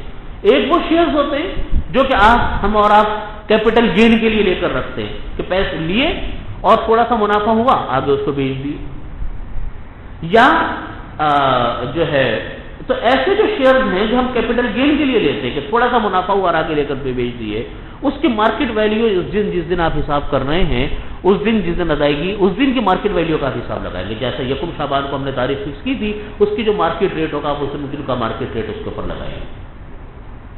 یہ ہے آپ کی کیپٹل گین کے لیے لی ہوئی شیئرز کے اوپر زکوٰۃ کا حکم. اور جو شیئرز ہم ڈیویڈنڈ کے لیے لیتے ہیں، یعنی ہم بیچ نہیں رہے بلکہ اس کا ہمیں پروفٹ مل رہا ہے سال کے آخر میں، اب وہ جو شیئرز ہوتا ہے یہ شیئرز اصل میں رسید ہوتی ہے ان ایسٹس کی جو ایسٹ اس کمپنی میں ہوتے ہیں. مثال کے طور پہ ایک آدمی کے پاس 1,00,000 روپے کا شیئر ہے. اس کا مطلب یہ ہوا کہ اس کمپنی میں کہ جتنے بھی ایسٹس ہیں، اثاثے ہیں، ان اثاثے کا 1,00,000 روپے کے مقابلے میں جتنے اثاثے ہوں گے وہ اس کو مل جائیں گے، وہ اس کی ملکیت میں ہوں گے. یہ رسید ہوتی ہے اس سامان کی جو کمپنی میں سامان ہے. اس کا مطلب یہ ہوا کہ یہ اگر 1,00,000 روپیہ ہے، 1,00,000 روپے کا شیئر ہے تو 1,00,000 روپے کی مالیت کے برابر جو بھی سامان ہوگا یہ اس کی رسید ہے. اب وہ جو سامان فیکٹری میں پڑا ہوا ہے اس فیکٹری کے اندر کچھ ایسٹس وہ ہوتے ہیں جو کہ قابل زکوٰۃ ہوتے ہیں، کچھ وہ ہوتے ہیں جو قابل زکوٰۃ نہیں ہوتے. مثال کے طور پہ فیکٹری کی بلڈنگ ہے، قابل زکوٰۃ نہیں ہے. مثال کے طور پہ فیکٹری کی مشینریز ہیں وہ قابل زکوٰۃ نہیں ہے، لیکن فیکٹری کے اندر جو مال پڑا ہوا ہے وہ قابل زکوٰۃ ہے. فیکٹری کے اکاؤنٹ میں جو پیسے پڑے ہوئے ہیں وہ قابل زکوٰۃ ہے. اس کی تفصیل ان کی بیلنس شیٹ سے بھی پتہ چلتی ہے. اس کی تفصیل اگر آپ کمپنی کا فون کریں وہ بھی آپ کو اس کی تفصیل دے سکتے ہیں کہ جی ہمارے پاس مثال کے طور پہ 30% جو ہیں ایسٹ وہ ہیں جو کہ زکوٰۃ کے قابل نہیں ہیں. مشینریز ہیں، استعمال کی گاڑیاں ہیں، فرنیچر ہے، بلڈنگ ہے، 30% اثاثے ہیں، اور 70% اثاثے ہمارے پاس وہ ہیں جو قابل زکوٰۃ ہیں. تو اس کا مطلب یہ ہوا کہ آپ اس شیئرز کی مارکیٹ ویلیو پتہ کریں. اس کی مارکیٹ ویلیو پتہ چلی آپ کو 1,00,000 روپے، 30% قابل زکوٰۃ اثاثے نہیں تھے تو آپ اس کی قیمت میں سے 30% کو مائنس کریں، یعنی 30,000 روپے آپ مائنس کر دیں، باقی رقم بچی 70,000 روپے. 70,000 روپے پر آپ اس کی زکوٰۃ ادا کریں گے. تو جو ڈیویڈنڈ کے لیے جو ہم شیئرز ہمارے پاس ہوتے ہیں ان شیئرز کی ہم زکوٰۃ اس طرح نکالیں گے کہ جو قابل زکوٰۃ اثاثے ہیں اتنے فیصد کی زکوٰۃ نکالیں گے، اور جو قابل زکوٰۃ اثاثے نہیں ان کی زکوٰۃ نہیں نکالیں گے. بعض ہمارے پاس اسی طریقے سے بعض مال ہمارے پاس وہ ہوتا ہے جس کے بارے میں تو ہماری نیت بالکل صاف ہوتی ہے کہ یہ ہم نے بزنس کے لیے لیا ہوا ہے، تجارت کے لیے لیا ہوا ہے. جیسے ایک آدمی گاڑیوں کا کاروبار کرتا ہے، وہ گاڑیاں دکان نہیں ہے لیکن گاڑیاں لیتا ہے، دیتا. 2 گاڑیاں خرید لی، 4 گاڑیاں خرید لی. آج کل یہ کاروبار بہت لوگ کرتے ہیں گھر بیٹھے ہوئے. شیئر کا کاروبار کرتے، لیا اور دیا، بیچ دیا. پلاٹوں کا کاروبار کر رہے ہیں، پلاٹوں کا دکانوں کا کاروبار کرتے ہیں کہ سستی قیمت پر پلاٹ اٹھا لیے، فلیٹیں اٹھا لیے اور اس کو جب قیمت بڑھ گئی تو اس کا بیچ دیے.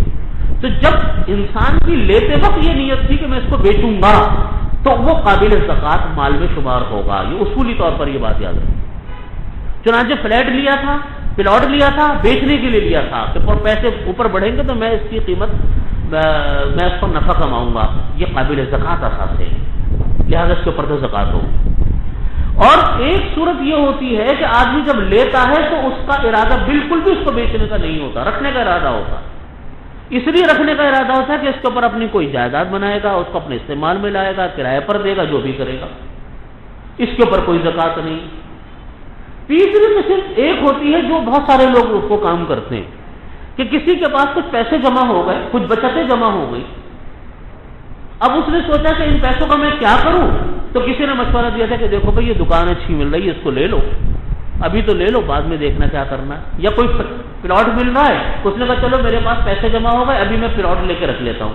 جب اس نے لیا پلاٹ، یہ دکان، اب اس وقت کوئی نیت ان کی واضح نہیں تھی، نہ بیچنے کی تھی اور نہ بیچنے کی تھی. بس ابھی تو اس نے پیسے کو محفوظ کر لیا. ہو سکتا ہے کہ بیچ دے، ہو سکتا ہے کہ نہ بیچے، ہو سکتا ہے کہ یہ بچوں کے لیے رکھ لے کہ کبھی ہمارے بچوں کے کام آ جائے گا، شادی کے موقع پر یا ان کے عام زندگی کے موقع پر کام آئے گا، جیسا عموماً ہمارے ہاں لوگ اپنی بچتوں کو اس طریقے سے محفوظ کرتے ہیں۔ ایسے مال کے اوپر زکوٰۃ نہیں ہوتی، یعنی یہ مال زکوٰۃ کے اندر شمار نہیں ہوگا، اس لیے کہ جس وقت وہ مکان مال کا مالک بن رہا تھا اور اس سامان کو خرید رہا تھا، اس وقت اس سامان کے اوپر زکوٰۃ اس سامان سے منافع کمانے کی اس کی نیت نہیں تھی، بس ابھی تو اس کو ایک نے چیز خریدی اور لے کر رکھنے کی نیت۔ ہاں بعد میں نیت بدل گئی، اس نے بعد میں نیت یہ تبدیل کر لی اپنی کہ نہیں اب میں نے یہ جو دکان یہ پلاٹ لیا تھا اب اس سے میں بزنس کرتا ہوں، تو پھر اب وہ مال تجارت میں شمار ہوگا، اور اس درمیان میں اگر وہ تاریخ آ گئی زکوٰۃ کی تب وہ مال تجارت بن جائے گا، مال تجارت بن کر اس کی زکوٰۃ شروع ہو جائے گی، اس کی زکوٰۃ کی ادائیگی کا سلسلہ شروع ہوگا۔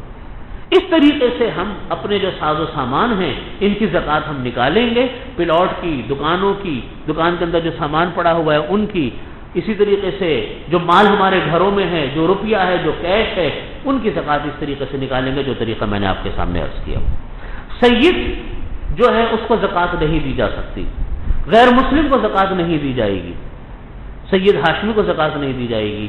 اس کا بھی خیال رکھنا ضروری ہے جس وقت ہم زکوٰۃ نکالیں کہ جس وقت ہم اس کو زکوٰۃ دے رہے ہوں تو ہم زکوٰۃ دیتے وقت یہ بھی معلوم کر لیں کہ واقعتاً وہ سید ہے تو نہیں ہے۔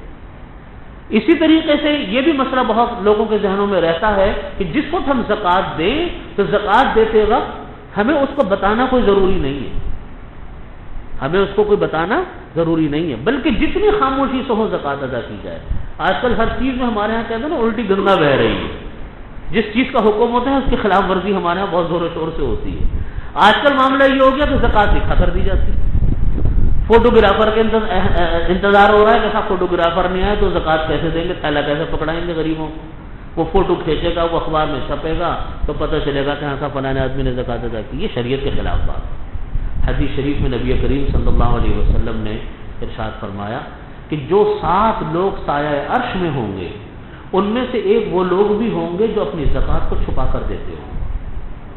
اس سے غریبوں کی حق تلفی ہوتی ہے، اس سے غریبوں کا عزت نفس مجروح ہوتی ہے کہ ہم اس کو بتا کر دیں، اس لیے بتا کر زکوٰۃ دینے کی کوئی ضرورت نہیں۔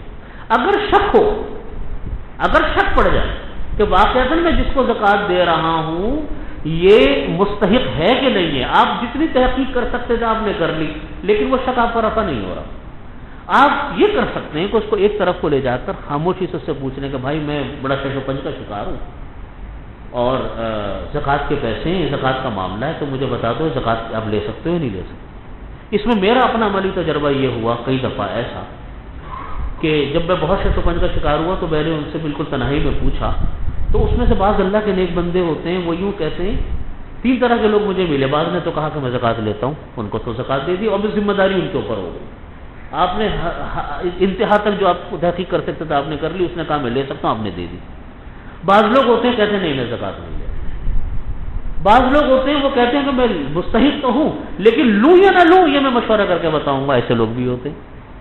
چنانچہ ایسے لوگ بھی ملے جو کہتے ہیں کہ میں ہوں تو زکوٰۃ لے سکتا ہوں لیکن میں نے کبھی لی نہیں زکوٰۃ، میں مشورہ کروں گا، پھر انہوں نے اگلے دن آ کر کہا کہ میں زکوٰۃ نہیں لوں گا، تو ٹھیک ہے نہ لیں۔ تو یہ اہتمام اگر کوئی آدمی کر سکتا ہے تو وہ بھی کر سکتا ہے، لیکن بہرحال اگر اپنی طرف سے آپ نے ایک اندازہ کر لیا کہ یہ آدمی مستحق ہے، یہ آدمی مستحق ہے تو اس کو آپ زکوٰۃ دے دیں۔ یہاں ایک غلط فہمی ہمیں ایک اور ہے وہ میں رفع کرنا چاہتا ہوں۔ ہمارے ہاں یہ سمجھا جاتا ہے کہ جو بیوہ ہے اس بیوہ کو زکوٰۃ دے دو، کوئی یتیم ہے اس یتیم کو زکوٰۃ دے دو، گھر میں کام کرنے والی ماسیاں ہیں ملازمین ہیں ان کو زکوٰۃ دے دو۔ یاد رکھیے یہ معیار نہیں ہے، شریعت نے اس کو معیار نہیں بنایا۔ بعض اوقات بعض بیوہ ہوتی ہیں ماشاءاللہ بڑی مالدار ہوتی ہیں، بعض یتیم ہوتے ہیں یتیم ہیں لیکن مالدار ہوتے ہیں، ان کو کہاں سے آپ زکوٰۃ دیں گے؟ شریعت نے بنیاد بیوہ ہونے کو نہیں بنایا، یتیم ہونے کو نہیں بنایا، بلکہ بنیاد اسی کو بنایا جو میں نے آپ کو نصاب زکوٰۃ بیان کیا تھا، وہ ہے 52.5 تولہ چاندی کے برابر سامان ہو، زائد ضرورت یا رقم ہو یا سونا چاندی اتنی مالیت کا ہو۔ جس کے پاس یہ اتنی مالیت کی چیزیں موجود ہیں وہ زکوٰۃ نہیں وصول کر سکتا، چاہے بیوہ ہو لیکن اس کے پاس یہ ساز و سامان نہیں ہے تو آپ اس کو زکوٰۃ دے دیں، لیکن اگر اتنا ہے تو آپ اس کو زکوٰۃ نہیں دے سکتے۔ ماسیاں ہیں گھر میں کام کرنے والی، ملازمین ہوتے ہیں. یہ مطلب نہیں ہے کہ وہ کام کر رہے ہیں، بلکہ بنیاد یہ ہے کہ اس کے پاس اتنا مال ہے کہ نہیں ہے. اس کے لیے ہم جتنی کوشش کر کے معلومات کر سکتے ہیں وہ کر لیں. دل مطمئن ہوتا ہے ہم ان کو زکوٰۃ ادا کر سکتے ہیں، ہم ان کو زکوٰۃ دیں. تو بیوہ ہونا اس کو زکوٰۃ بنیاد نہیں بنایا گیا، بلکہ بنیاد اس نے مال کو بنایا گیا جو مال اس کو زکوٰۃ میں دیا جا رہا ہے. اس لیے یہی حال یتیم کا، یہی حال دوسرے لوگوں کا بھی ہوتا ہے. اس کو بنیاد بنا کر دیا جاتا ہے. ایک رف اندازہ کیا جاتا ہے، ایک اندازہ کریں، اپنے طور پر تحقیق کریں کہ واقعتاً ہم زکوٰۃ کے پیسے ہم ان کو ادا دے رہے ہیں تو یہ دینا ہمارا صحیح ہوگا یا غلط ہوگا. یہ ہے بنیاد ان بات کی. تو زکوٰۃ کی ادائیگی میں اس بات کا اہتمام ضروری ہے. اپنے طور پر جتنی ہم تحقیق کر سکتے ہیں وہ ہم تحقیق اپنے طور کے اوپر کر لیں. مدارس کا بھی معاملہ یہ ہے، انجمنیں ہیں، مدارس ہیں، ٹرسٹ ہیں، رفاہی ادارے ہیں، ان سب کے اندر بھی دیکھیے بنیاد یہ ہے کہ آپ اپنے طور پر یہ تحقیق کر لیں کہ جن اداروں کو، جن ہاسپٹلس کو، جن خیراتی جن رفاہی انجمنوں کو آپ دے رہے ہیں واقعتاً وہاں اس بات کا انتظام ہے کہ آپ زکوٰۃ کے پیسے ان کو دیں گے تو وہ مستحقین پر خرچ کریں گے تو آپ ان کو زکوٰۃ ادا کر دیں. لیکن اگر آپ کو وہاں پر کوئی شک ہے، ان کے بارے میں آپ کو اطلاعات ایسی ملی ہے تو آپ ان کو زکوٰۃ نہیں دے سکتے. بڑا ڈرنا چاہیے ایسے لوگوں سے، کیونکہ دیکھیں ایک زمانے میں میرے والد صاحب مفتی محمد رفیع عثمانی صاحب دامت برکاتہم سندھ زکوٰۃ کونسل کے ممبر تھے. کافی عرصہ اس کے ممبر رہے، کئی سال. تو عجیب عجیب واقعات بتاتے تھے. جو لوگ آتے تھے سندھ زکوٰۃ کونسل میں زکوٰۃ مانگنے کے لیے، جو درخواستیں لوگ دیتے تھے، کیونکہ ہمارے حضرات کا معمول یہ ہے کہ اپنی طور سے جتنی تحقیق کر سکتے ہیں وہ کرتے ہیں، اس کی خوب تحقیق کرتے ہیں. تو جب زکوٰۃ کی درخواست آتی تھی تو یہ کہتے تھے کہ بھئی اب آپ اس کی تحقیق کریں کہ وہ مدرسہ ہے یا کوئی ادارہ ہے یا کوئی انجمن ہے، آپ تحقیق کریں کہاں ہے، کیا کرتے ہیں، کس طرح تقسیم کرتے ہیں، ان کا حساب کتاب کس طرح ہے. انہوں نے فرمایا کہ جب ہم نے تحقیقات کی تو بہت سارے ادارے بالکل جعلی نکلے، جن کے صرف رسیدیں چھپی ہوئی ہیں، بروشر چھپے ہوئے ہیں اور درخواستیں دیتے ہیں. مختلف شہروں میں، مختلف اندرون سندھ، اندرون پنجاب، مختلف شہروں کے اندر وہ رہتے ہیں. جب زکوٰۃ کی تقسیم کا مرحلہ آتا ہے تو آ جاتے ہیں اور یہاں رہتے ہیں، پیسے لے کے پھر غائب ہو جاتے ہیں. اس کے اوپر اب سرکاری دباؤ بھی پڑ رہے ہوتے ہیں، ان کمیٹی والوں کے اوپر دھمکیاں بھی مل رہی ہوتی ہیں. تو والد صاحب نے تو چھوڑ کے علیحدہ ہوا، سر نے کہا میں تو کس مصیبت میں مبتلا ہو گیا. تو خلاصہ یہ کہ یہ سارے دھندے ہوتے ہیں. تو اس لیے اپنے طور کے اوپر زکوٰۃ ہمیں اس کی فکر کرنی چاہیے کہ ہم زکوٰۃ کو صحیح طریقے سے ادا کریں. بینکوں سے جو زکوٰۃ کٹتی ہے یہ بڑا مسئلہ آج کل ہمارے ہاں بن گیا. اگرچہ زکوٰۃ کونسلیں ہیں اور زکوٰۃ کونسلیں دیتی بھی ہوں گی، جن کا میں حال عرض کر رہا ہوں کہ یہ مسائل ان کے ساتھ درپیش ہوتے ہیں، لیکن بہرحال وہ غریبوں کو کچھ نہ کچھ دیتے ہی ہیں. لیکن ایک بہت بڑی رقم خود بر کا شکار ہو جاتی ہے. اس لیے بہتر یہ ہے، تو اس کے اندر دو باتیں ہیں کہ جو بینکوں سے زکوٰۃ ملتی ہے، جو کٹتی ہے، پہلی کوشش تو یہ کرنی چاہیے کہ بینکوں کو وہ سرٹیفکیٹ وہ دے دینا چاہیے، جو ایک ایفیڈیوٹ ہوتا ہے یا کوئی لیٹر ہوتا ہے کہ جی ہم ہماری زکوٰۃ نہ کاٹیں، ہم اپنی زکوٰۃ خود ادا کریں گے. تو بینک آج کل جو ہے وہ زکوٰۃ کو پھر اس کے اوپر کاٹتے نہیں، ڈکلیریشن جس کا جمع ہوا. لیکن اگر زکوٰۃ کٹ گئی کسی وجہ سے، نہیں بتا سکے یا غلط فہمی ہو گئی، تو زکوٰۃ جو کٹ گئی بہرحال وہ ادا ہو گئی، اس کو آپ ادا کرنا ہی سمجھے، اس کے اوپر دوبارہ زکوٰۃ دینے کی ضرورت نہیں جو زکوٰۃ آدمی کی کٹ گئی ہے بینکوں سے. لیکن کوشش یہ کرنی چاہیے کہ خود لے کر خود اپنے طور کے اوپر وہ زکوٰۃ کو ادا کریں. زکوٰۃ کن لوگوں کو نہیں دی جا سکتی؟ زکوٰۃ کن کو نہیں دی جا سکتی؟ زکوٰۃ مثال کے طور پہ ایک آدمی زکوٰۃ ادا کر رہا ہے، ایک تو میں نے عرض کیا تھا کہ سید ہاشمی کو نہیں دے سکتے، جو مالدار اس کو نہیں دے سکتے. لیکن دو رشتے ایسے ہیں کہ ان کو زکوٰۃ نہیں دی جا سکتی. دو طرح کے رشتے دار ایسے ہیں، رشتے ایسے ہیں کہ ان رشتے والوں کو زکوٰۃ نہیں دی جائے گی، اگر دے دی تو ادا نہیں ہوگی. ایک نکاح کا رشتہ، جس سے نکاح کا رشتہ ہو اس کو زکوٰۃ نہیں دی جائے گی، یعنی بیوی اپنے شوہر کو اور شوہر اپنی بیوی کو زکوٰۃ نہیں دے سکتا. دوسرا ولادت کا رشتہ. ولادت کا مطلب ہے کہ باپ بیٹا بیٹی، یعنی باپ نے اپنے بیٹے کو زکوٰۃ دے دی یا بیٹی کو زکوٰۃ دے دی، یہ زکوٰۃ نہیں ادا ہو سکتی. یا بیٹے نے بیٹی نے اپنے باپ کو یا ماں کو زکوٰۃ دے دی، وہ زکوٰۃ ادا نہیں ہو سکتی. تو یہ دو رشتے مستثنا ہیں شریعت سے. ایک تو مالدار کو نہیں زکوٰۃ دی جائے گی، سید کو نہیں دی جائے گی، ان دو رشتے والوں کو نہیں دی جائے گی جن کے درمیان نکاح کا رشتہ ہے یا جن کے درمیان میں ولادت کا رشتہ ہے. البتہ اگر کوئی اپنے بھائی کو زکوٰۃ دینا چاہتا ہے، بھائی کو زکوٰۃ دے سکتا ہے، بہن کو دے سکتا ہے، پھوپھی کو دے سکتا ہے، ماموں کو دے سکتا ہے. چچا خالہ کو دے سکتا ہے، ان سب کو دے سکتا ہے، اور بلکہ اگر وہ مستحق ہیں تو دے دینا ان کو افضل ہے، رشتہ دار ہیں ان کو زیادہ ان کا حق ہے کہ پہلے اپنے رشتہ داروں کو زکوٰۃ کے پیسے دو تاکہ ان کی ضرورت ہو، پھر آپ بعد میں غریبوں کو دیکھو، بعد میں ان لوگوں کو دیکھو۔ تو یہ اس طریقے سے آپ زکوٰۃ ادا کریں، اور بہتر ہوتا ہے کہ ایسے موقع کے اوپر کسی قسم کی کوئی دشواری آپ حضرات کو پیش آئے تو مقامی مفتی حضرات سے، علماء اکرام سے، دارالفتاؤں سے رجوع کریں اور اللہ تعالیٰ سے دعا کریں کہ اللہ تعالیٰ ہماری زکوٰۃ کو صحیح طریقے سے ادا فرمائے۔ اسی پر میں اپنی بات ختم کرتا ہوں۔ آخر دعوانا الحمدللہ رب العالمین۔ وقت بھی بہت لے لیا آپ حضرات کا، اسی پر اپنی بات ختم کرتا ہوں۔ سوالات کا ہم نے سلسلہ رکھا ہے، تو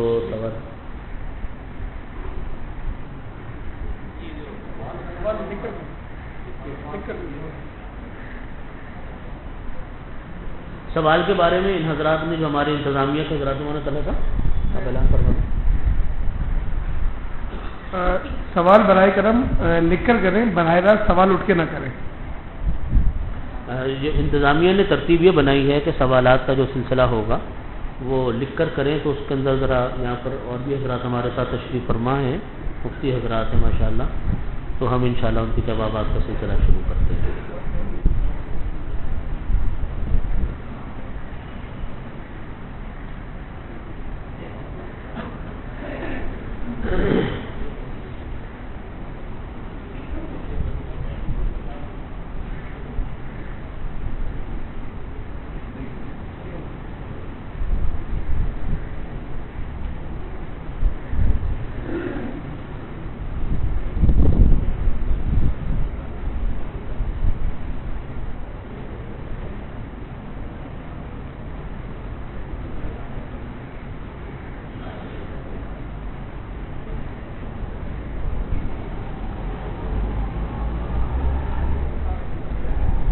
جواب دیں گے سب کے جواب دیں گے، جن کی ملکیت سے تو آ گئی 3 مہینے کے جواب کرو، 3 مہینے کا کرایہ جاتا ہے، جن کی ملکیت میں بڑھ گیا اور اس بار کرنا لوگوں کو۔ یہ سوال ہے کہ ایک جگہ کا کرایہ پورے سال یکمشت وصول ہوتا ہے، کرائے کی وصولی کے 3 ماہ بعد زکوٰۃ کا وقت آتا ہے، بقیہ 9 ماہ کا کرایہ ایڈوانس آ گیا، اس کی زکوٰۃ کا حکم کیا پوری رقم پر زکوٰۃ آئے گی یا صرف زکوٰۃ کے مقررہ وقت کی رقم پر زکوٰۃ آئے گی؟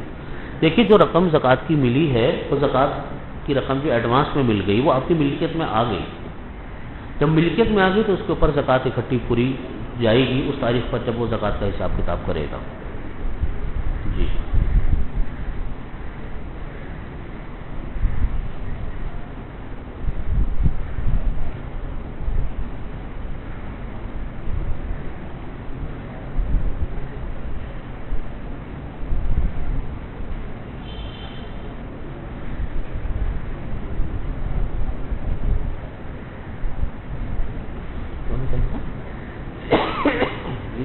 عالمگیر کو جو لگتے جا رہا ہے اس پر گورنمنٹ ٹیکس ریبیٹ دیتی ہے، ٹیکس ریبیٹ کا گورنمنٹ ٹیکس کرتے ہیں، ٹیکس ریبیٹ کو ملے گا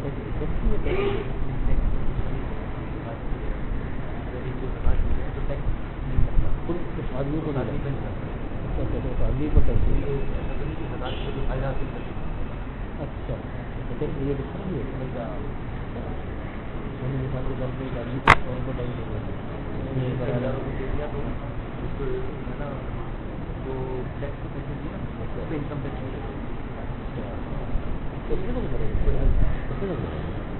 یہ سوال ہے کہ اگر زکوٰۃ اگر رجسٹرڈ اداروں کو دی جائے جیسے عالمگیر ٹرسٹ تو گورنمنٹ اس پر ٹیکس ریبیٹ دیتی ہے، کیا یہ ٹیکس ریبیٹ لینا جائز ہے؟ تو ٹیکس ریبیٹ لینا یہ لے سکتے ہیں، اس کے اندر کوئی خرابی کی بات نہیں ہے، یعنی اگر وہ ٹیکس کے اندر کوئی گورنمنٹ کی طرف سے کمی ہوتی ہے تو وہ آپ لے سکتے ہیں، اس سے کوئی فرق نہیں پڑے گا۔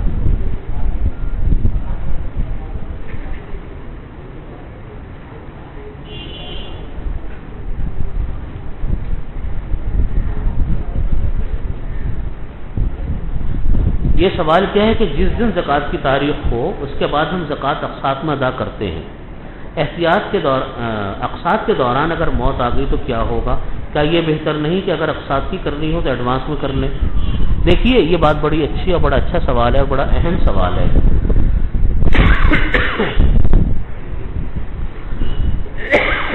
کہ زکوٰۃ آپ کے اوپر ایک لازم ہے اور پیسے ہیں نہیں تو قسطوں میں زکوٰۃ ادا کرنی پڑ رہی ہے، تو اس میں یاد رکھیں اگر خدا نخواستہ کسی کا وقت آ گیا، موت آ گئی، تو زکوٰۃ تو اس کے ذمہ میں رہے گی، زکوٰۃ تو اس کو ادا کرنی تھی، ادا کرنی ہے، زکوٰۃ اس کو ذمہ میں رہے گی۔ اس کا طریقہ یہ ہے کہ میں نے جیسا عرض کیا تھا کہ زکوٰۃ کیونکہ فرض ہے تو جتنی جلدی انسان زکوٰۃ سے فارغ ہو جائے اتنا اچھا، لیکن اگر ایک آدمی زکوٰۃ کے پیسے کو تھوڑا تھوڑا کر کے دینا چاہتا ہے تو اس کا طریقہ یہ ہے کہ ایک کاپی اپنی بنا لے اور اس کے اندر ہر مہینے کا حساب، ہر سال کا حساب لکھ لے۔ مثال کے طور پہ 2011 2012 ہمارے والد صاحب نے ہم کو یہی طریقہ سکھلایا ہوا ہے ہر سال کی زکوٰۃ کا، ہم نے ایک اپنی ڈائری بنائی ہوئی ہے۔ 2012 کا ہم نے اس کے اندر ایک وہ عنوان لگایا، اس کے اندر ہم نے لکھ لیا کہ صاحب 2012 کی میرے ذمے میں اتنی زکوٰۃ واجب الادا ہو گئی، لکھ لیا کہ مثال کے طور پہ میرے ذمے میں 50,000 روپے زکوٰۃ واجب الادا ہے، ابھی ادا نہیں کی۔ اب جتنی جتنی ہم زکوٰۃ دیتے رہیں گے وہ ہم اس کے نیچے لکھتے رہیں گے کہ اب اس میں 10,000 ہو گئے، اب 20,000 ہو گئے، اور جب پوری ہو گئی تو نیچے لکھ دیں گے کہ حساب پورا ہوا۔ اور اپنی اولاد کو بھی بتا دیں، اپنی بیوی کو بھی بتا دیں، اپنی جوان جو بالغ اولاد کو بھی بتا دیں کہ دیکھو بھائی میری زکوٰۃ کا حساب کتاب یہ ہے اور یہ یہاں رکھا رہتا ہے۔ میرا دیکھنا نا اگر وقت آ گیا کہ میرا حساب کتاب کے نیچے اگر لکھا ہو کہ حساب پورا ہو گیا تو حساب پورا ہو گیا، پورا نہیں ہوا تو اتنی ہی زکوٰۃ شمار کی جائے جتنی میں نے ڈائری میں لکھی ہوئی ہے۔ ہمارے والد صاحب مدظلم ہم ہر سال میں ہم سے یہی بات فرماتے ہیں، کہتے ہیں کہ دیکھو بھائی یہ میری ڈائری یہ ہے، زکوٰۃ یہاں رکھی ہوئی ہے، اب وہ دیتے رہتے ہیں، ہم نے حساب کرتے رہتے ہیں، سال کے آخر میں لکھ دیتے حساب پورا ہو گیا، جب بھی پورا ہو گیا لکھ دیا پورا ہو گیا۔ تو اس لیے یہ بات ضروری ہے، یہ بڑی بہت اہم بات ہے، یہ ہو گیا یہ جواب ہو گیا۔ اس لیے بڑی اہم بات ہے کہ اگر ایڈوانس میں اگر قسطیں مقرر کی ہیں تو اس کے اندر یہ اہتمام ضروری ہے، ورنہ ایسا نہ ہو کہ آپ نے اپنے ذہن میں فگر رکھی ہوئی ہے اور پتہ چلا کہ جناب وہ خدا نخواستہ ایک آدمی رخصت ہو گیا، اب اولاد کو پتہ بھی نہیں چلا۔ یہ مسئلہ اچھا واضح ہو جائے، یہ مسئلہ نماز کا بھی ہے، یہ مسئلہ زکوٰۃ کا بھی ہے، یہ مسئلہ حج کا بھی ہے، یہ مسئلہ روزوں کا بھی ہے۔ دیکھیے نمازیں اگر کسی کے ذمے میں قضا ہیں تو اصل بات تو یہ کہ اپنی زندگی میں قضا نمازوں کی فکر کر دے، شروع کر لے، قضا عمری شروع کر دے۔ کسی کے ذمے میں روزے قضا رہ گئے اور جب اس نے رکھنے شروع کیے تو روزے باقی اس کے ذمے میں باقی رہ گئے تو رکھنے شروع کر دے اور اپنی ایک ڈائری میں لکھ لے کہ میں نے نمازیں فلانی تاریخ سے قضا عمری پڑھنی شروع کر دی ہے، فلانے اتنے روزے میرے ذمے میں قضا ہیں، میں نے اتنے روزے میں نے رکھ لیے، اتنے ذمے میں میرے باقی ہیں، زکوٰۃ پچھلے سالوں کی میرے ذمے میں اتنی باقی تھی، اتنی میں نے ادا کر دی، اتنی باقی ہے۔ کسی نے اگر حج نہیں کیا تو حج کی فکر شروع کر دے کہ میں نے حج کرنا ہے، لیکن ڈائری میں لکھ لے کہ میں نے حج نہیں کیا، میرے پیسوں میں سے، میرے ترکے میں سے حج ادا کر دیا جائے۔ یہ کرنا ضروری ہے، لازمی ہے۔ اگر کوئی یہ نہیں کرے گا گنہگار ہوگا۔ بعض لوگ یہ سمجھتے ہیں کہ نمازیں ہمارے ذمے میں باقی رہ گئی، اگر خدا نخواستہ کسی کے ذمے میں باقی ہیں، کہتے مرنے کے بعد میرے ورثہ دے دیں گے۔ کون دیتا ہے آج کل بھائی؟ آج کل کون دیتا ہے؟ یعنی اس انسان کو اپنی غفلت کا گناہ ملے گا کہ نہ اس نے قضاء عمری پڑھی، نہ قضاء عمری کا کوئی حساب کتاب لکھ کر دیا، نہ کسی کو وصیت کی اس نے، اور مر گیا۔ تو اگر کوئی یہ بات لکھی ہے فقہاء کرام نے کتابوں میں کہ اگر کوئی انسان اس حالت میں مر گیا، زکوٰۃ باقی تھی، روزے باقی تھے، حج باقی تھا یا نمازیں باقی تھی، وصیت بھی نہیں کی، خود ادائیگی کی فکر بھی نہیں کی، وہ انسان گناہگار ہو کر مرے گا۔ اگر سمجھنا بات کو، اگر اس کے بعد میں ورثہ نے ادا کر دیا تب بھی وعدہ نہیں ہے کہ اس کی طرف سے وہ ادائیگی ہوگی، وعدہ نہیں ہے۔ یہ بات لکھی ہے فقہاء کرام نے کہ ہم امید کرتے ہیں کہ اللہ تعالیٰ اس کو قبول کر لے۔ وجہ کیا ہے؟ وجہ یہ کہ اس کو اتنی غفلت اس انسان کی، اتنی غفلت کہ نہ خود کیا، نہ پیسے چھوڑ کر گیا، نہ کسی کو وصیت کر کے گیا، اللہ کے حکم سے اتنی غفلت اس کو، تو اس کو تو اپنی غفلت کی تو سزا ملنی ہے۔ ہاں بعد میں اس کے ورثہ نے اس پر رحم کھایا، اس کا فدیہ ادا کر دیے، اس کے روزے فدیے دے دیے، اس کی طرف حج بدل کروا دیے، تو وہ ورثہ نے کر لیا، سو کر لیا، لیکن یہ غفلت ہے۔ تو اس لیے اس معاملے میں جو بات انہوں نے سوال کیا کہ وہ مر گیا تو مرنے کا مطلب ہے کہ قسطیں، یہی مطلب ہے کہ اس کا حساب کتاب پورا لکھے ہو۔ جی بھائی ٹھیک ہے.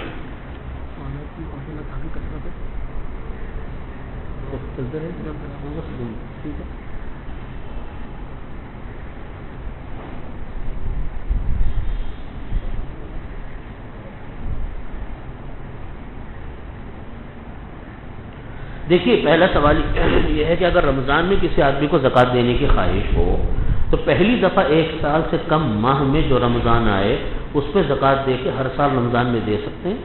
مطلب یہ ہے سوال کا کہ پیشگی ایک آدمی نے زکوٰۃ دے دی, رمضان آ رہا, یعنی زکوٰۃ کا جو اس کا حساب کتاب کا وقت آ رہا تھا وہ تو 1 مہینے بعد آ رہا تھا, لیکن اس رمضان پہلے آ گیا, یعنی اس کو حساب کرنا تھا شوال میں, رمضان آ گیا, اس میں سے چلو رمضان میں پہلے دے دیتا ہوں.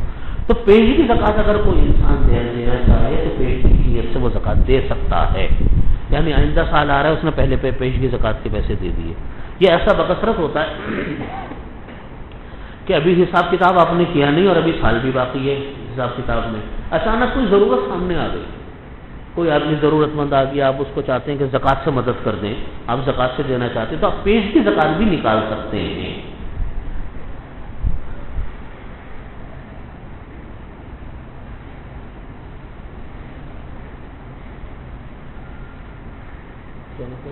جو 9 سال بعد مکمل ہوگی لیکن ان کے جس رقم جمع اس کے بدلے دیتا جا سکتا ہے. اس کا مطلب اس کے بدلے کا مطلب یہ کہ پلاٹ دیتا جا سکتا ہے.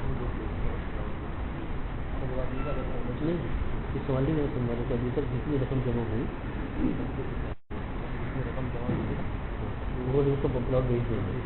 اچھا ہاں صحیح. تو دیکھیے یہاں پر یہ سوال ہے کہ میں ایک پلاٹ کی قسطیں دے رہا ہوں جو 9 سال بعد مکمل ہوں گی, لیکن ابھی تک جتنی رقم جمع ہوئی ہے اس کے بدلے بیچا جا سکتا ہے. یعنی مطلب یہ ہے, یہ بات ابھی میں پوچھ رہا تھا ساتھیوں سے کہ اس کا مطلب یہ ہے سوال کا کہ جتنے پیسے اس نے جمع کروا دیے اس کے بدلے میں اس کو پلاٹ دیا جا سکتا ہے. کیا اس پر زکوٰۃ ہوگی؟ میری نیت بیچ کر خرچ کرنے کی ہے, اپنے اوپر اگر کبھی ضرورت پڑی تو قبل از وقت بیچ کر, مطلب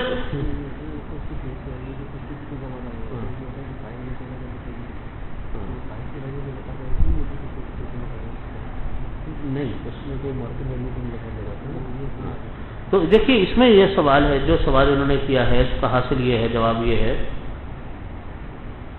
کہ جب وہ پلاٹ اس کی ملکیت میں آیا یا نہیں آیا, یہ ہے سوال. اگر پلاٹ اس کی ملکیت میں آیا نہیں ہے تو اس کے اوپر ابھی کوئی زکوٰۃ نہیں. یعنی بعض اوقات ایسا ہوتا ہے نا کہ آپ ابھی کمپنی کو تو پیسے دیے چلے جا رہے ہیں, کمپنی نے ابھی آپ کو پلاٹ نہیں دیا, آپ کو مالک نہیں بنایا پلاٹ کا, تو جب تک آپ پلاٹ کے مالک نہیں بنے آپ اس پلاٹ کے اوپر زکوٰۃ نہیں دیں گے. لیکن جب مالک بن گئے اور بیچنے کی نیت ہے جیسا کہ انہوں نے لکھا ہوا ہے تو مارکیٹ ویلیو کے اوپر زکوٰۃ آئے گی, فیس ویلیو کے اوپر زکوٰۃ نہیں ہے کہ جو رقم آپ نے دی اس کے اوپر زکوٰۃ نہیں ہے. جب پلاٹ کے مالک بن گئے اب دیکھیں گے کہ بازار میں اس پلاٹ کی کتنی قیمت ہے. اب اس سے بحث نہیں ہے کہ اس نے پوری قسط ادا کر دی تھی یا نہیں کر دی تھی, اب وہ پلاٹ کا مالک بن گیا, پلاٹ اس کا ہے. اب پلاٹ اگر اس نے بیچنے کے لیے لیا تھا, منافع کمانے کے لیے لیا تھا تو اس کی مالیت کے اوپر زکوٰۃ ہوگی, مالیت بھی مارکیٹ ویلیو اس کی لگے گی.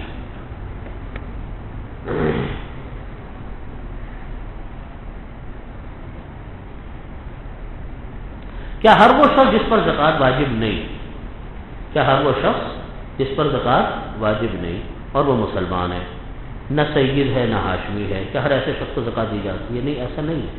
بلکہ بعض اوقات ایسا ہوتا ہے کہ ایک آدمی کے اوپر زکوٰۃ تو واجب نہیں ہوتی, دینا تو واجب نہیں ہوتا لیکن لینا بھی جائز نہیں ہوتا. میں نے اس کی مثال آپ کو جیسے یہ دی تھی کہ ایک آدمی بزنس مین ہے, تاجر ہے, اس کے پاس پیسے ویسے زیادہ ہیں ماشاءاللہ, گھر اپنا ہے, گاڑیاں ہیں, کاروبار ہے, دکان کر رہا ہے, تو سامان تو بہت ہے اس کے پاس, ماشاءاللہ مالدار آدمی ہے, لیکن زکوٰۃ والا مال اس کے پاس جتنا ہے اس سے زیادہ اس کے اوپر قرضہ چڑھ گیا, اس سے زیادہ اس کے اوپر کیا چڑھ گیا؟ قرضہ چڑھ گیا مثال کے طور پہ. اب وہ زکوٰۃ تو نہیں دے سکتا کیونکہ مثال کے طور پہ قابل زکوٰۃ جو مال تھا وہ تھا 10 لاکھ روپے کا, قرضہ چڑھ گیا اس کے اوپر 12 لاکھ روپے کا. تو یہ صاحب نصاب تو ہے لیکن مقروض ہونے کی وجہ سے اس کے اوپر اس سال کی زکوٰۃ نہیں آ رہی, لیکن یہ دوسرے سے زکوٰۃ نہیں لے گا کیونکہ ماشاءاللہ صاحب مالدار آدمی ہے, پیسہ ہے اس کے پاس.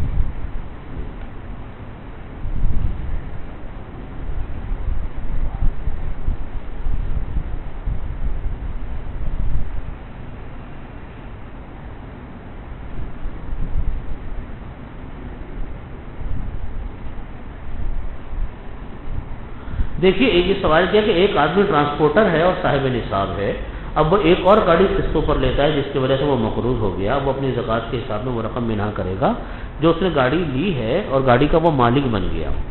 دیکھیں گاڑی لینا دو طریقے کا ہوتا ہے، ایک ہوتا ہے لیز کے اوپر گاڑی لینا، اجارے پر گاڑی لینا، اس میں وہ مالک نہیں بنتا، اس میں مالک جو ہے نا لیسور ہی رہتا ہے، یعنی جو اصل پرنسپل ہے وہی رہتا ہے، یہ وہ صورت نہیں ہے۔ اس کا مطلب یہ ہے کہ وہ مالک بن گیا، کرائے پر گاڑی نہیں لی ہوئی، لیز پر گاڑی نہیں ہے، باقاعدہ اس نے ادھار گاڑی خرید لی اور قسطیں ادا کر رہا ہے، تو ٹھیک ہے یہ رقم قرضے میں شمار ہوگی، اور قرضے میں شمار ہونے کے بعد جو ہے یہ جو ہے اس رقم سے مستثنا ہو۔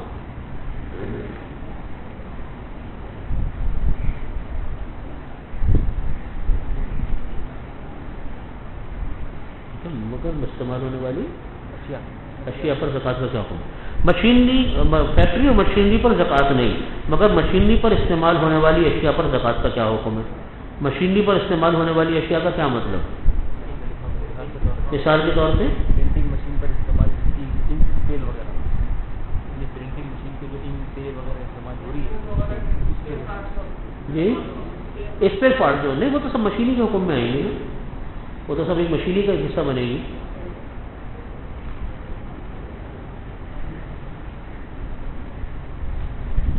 اچھا دیکھیے یہ بڑی ایک اہم بات ہے، اس سوال سے مجھے یاد آ گیا، میں اپنی بات بھی بتانا بھول گیا۔ کاروبار، فیکٹری، دکان کا حساب ہم لوگ 30 جون کو لگاتے ہیں اور زکوٰۃ کی ادائیگی 2.60 سے ادا کرتے ہیں، کیا یہ طریقہ درست ہے؟ دیکھیے زکوٰۃ کا حساب ہمیشہ چاند کی تاریخ سے لگے گا، زکوٰۃ کا حساب چاند کی تاریخ سے لگے گا، انگریزی تاریخ سے نہیں لگے گا، اس لیے چاند کی تاریخ مقرر کریں، شعبان کی، رمضان کی جو بھی مہینہ بیٹھتا ہے وہ کریں گے، بات سمجھ آ رہی ہے؟ یہ بنیاد ہے۔ اور جو آپ نے لکھا ہے کہ ہم زکوٰۃ کی ادائیگی 2.60 سے ادا کرتے ہیں، 2.5% زکوٰۃ ہوگی، 2.50 سے زکوٰۃ ادا کی جائے گی۔ آپ اگر زیادہ کر رہے ہیں تو ٹھیک ہے، آپ اگر جان بوجھ کے زیادہ کرتے ہیں تو وہ آپ کی طرف سے صدقے میں چلا جائے گا، زیادہ جائے گا، وہ کوئی حرج کی بات نہیں ہے، لیکن بہرحال جو اصل نصاب ہے 2.50 2.5% کے حساب سے، اور زکوٰۃ کی تاریخ کا حساب چاند کی تاریخ سے ہوگا، انگریزی تاریخ سے نہیں ہوگا۔ 5 سے نہیں ہے،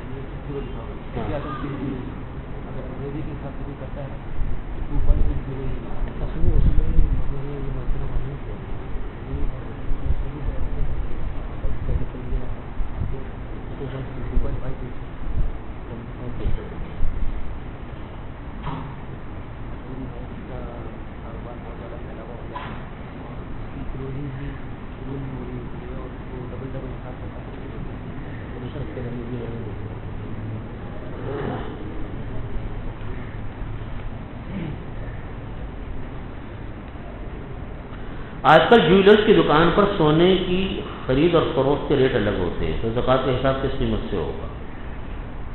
دیکھیے جو اس کی مطلب یہ ہے کہ جو سونے کا ایک تو ہوتا ہے دکاندار نے کس ریٹ کے اوپر خود خریدا، اور ایک ہے وہ کس ریٹ کے اوپر بیچے گا، بات سمجھ آ رہی؟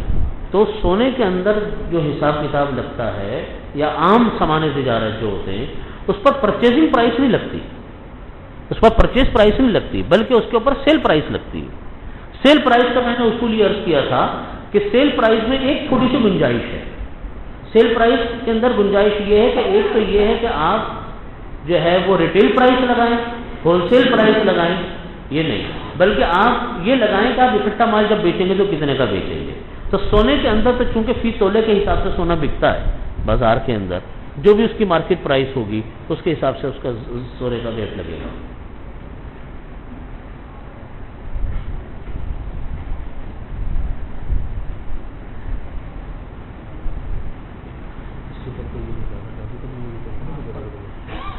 یہ سوال یہ ہے کہ جو لائیو اسٹاک کا جو سوال ہے کیا مویشیوں پر بھی زکوٰۃ لاگو ہوگی، مثلا اونٹ، گائیں، بھینس، گدھے، گھوڑے، بکریاں وغیرہ؟ تو یہ بھی سامان کے اندر آتے ہیں انسان کے، یہ سبھی سامان، اس کے اوپر بھی زکوٰۃ وغیرہ لاگو ہوتی ہے، تو اس کا پھر ایک الگ نصاب ہے زکوٰۃ کا۔ جیسے اونٹ ہے، وہ اونٹ کی زکوٰۃ اگر آپ اونٹ کے اندر سے دیں گے تو پھر وہ 5 اونٹوں کے اوپر ایک زکوٰۃ ہے، اس کی پوری تفصیل لکھی ہوئی ہے۔ تو اگر کوئی انسان لائیو اسٹاک کا کاروبار کرتا ہے، لائیو اسٹاک اس کا سامان تجارت ہے، بات سمجھ رہی ہے؟ ایک تو ہوتے گھر کے پالتو جانور، اس کی بات نہیں میں کر رہا ہوں، گھر کے پالتو جانوروں پہ زکوٰۃ نہیں، گھر کے وہ لائیو اسٹاک جیسا آج کل بڑا بزنس ہے لوگوں کا، کسی نے گائے پالی ہوئی ہے، کسی نے اونٹ پالے ہوئے ہیں، بھیڑ بکریاں پالی ہوئی ہیں، بڑا کاروبار ہے، تو وہ سامان تجارت ہے، وہ سامان تجارت کے اوپر زکوٰۃ آئے گی، اور زکوٰۃ بھی اس کی مارکیٹ ویلیو کے حساب سے آئے گی۔ اگر زکوٰۃ انہی میں سے ادا کی جائے، اونٹوں میں سے زکوٰۃ ادا کی جائے، گائے پالی ہوئی تو گایوں میں سے زکوٰۃ ادا کی جائے، اس کی زکوٰۃ کا پھر ایک طریقہ ہے کہ اتنی گائے ہوں گی تو اس کے اندر سے ایک گائے دی جائے گی، اس عمر کی گائے دی جائے گی۔ تو وہ اگر کسی صاحب کا سوال ہے تو میرا ان کو مشورہ یہ ہے کہ یہ جانوروں کی زکوٰۃ پورا ایک چیپٹر ہے، یہاں اس لیے اس کو ڈسکس نہیں کیا گیا کہ عموماً لوگوں کے ہمارے ہاں یہ ہوتے نہیں، اس لیے اس کو ڈسکس نہیں کیا۔ کسی کا اگر یہ کوئی کاروبار ہے تو براہ کرم وہ آ کے الگ سے آ کر پوچھ لے، دارالفتہ میں آ جائے، مفتی حضرات سے رجوع کر لے، اس کا ایک الگ حساب کتاب کا پوری الگ کیلکول، بکریوں کی الگ ہے، اونٹوں کی الگ ہے، گایوں کی الگ ہے۔ اونٹ کا حساب 5 اونٹ پر آتا ہے، گایوں کا 40 پر آتا ہے، بکریوں کا 100 پہ آتا ہے، تو یہ ہوتا ہے۔ وہ پھر الگ اس کا ہوگا تو وہ آ کر رجوع کر لے تو انشاءاللہ عرض کروں گا۔ ولادت کے سلسلے میں باپ اور بیٹے بیٹی تک محدود ہے یا دادا دادا اور نیچے پوتا پوتی تک جائے گا؟ اس پہ جائے گا جہاں ولادت کا تعلق آئے گا، باپ اوپر تک، دادا پردادا، بیٹا پوتا نواس، بیٹی نواسا نواسی، یہ سارا سلسلہ چلے گا۔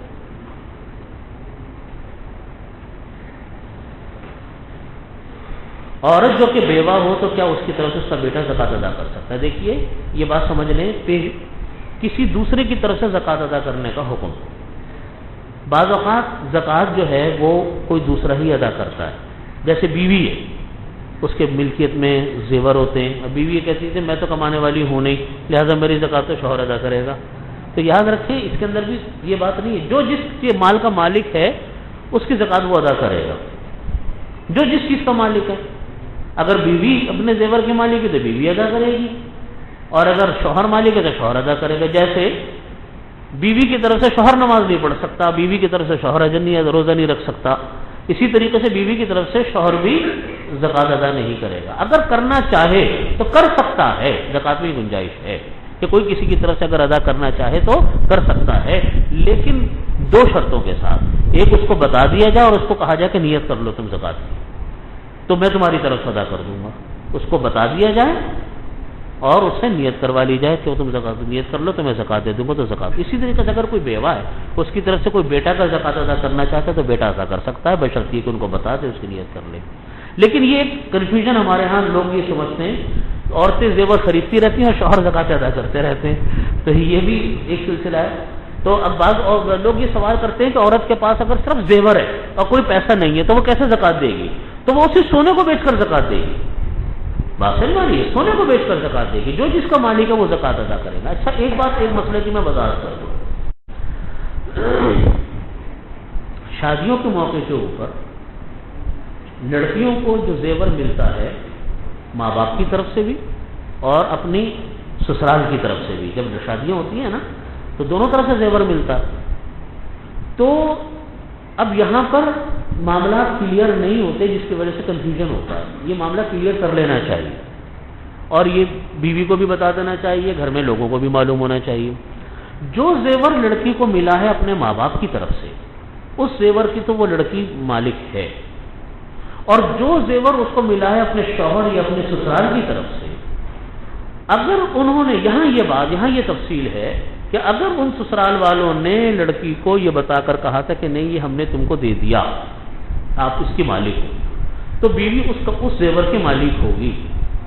ورنہ اور اگر انہوں نے مالک بنا کر نہیں دیا تھا بلکہ وہ زیور لڑکے کی ملکیت تھا لیکن استعمال بیوی کرتی ہے، لڑکے کی ملکیت تھا لیکن استعمال کون کرتی ہے؟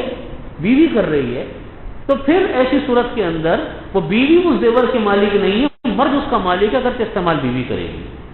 اور لوگ کہتے ہیں فرق تو کچھ بھی نہیں ہوا، نہیں، فرق ہے۔ فرق یہ ہے کہ خدا نہ خاصہ ان میں سے کسی کا انتقال ہو گیا تو میراث کون سی تقسیم کریں گے آپ؟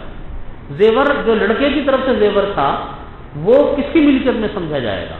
اس لیے یہ بات بڑی ضروری ہے کہ جو ہے یہ بات کلیئر ہونی چاہیے، بالکل واضح ہونی چاہیے۔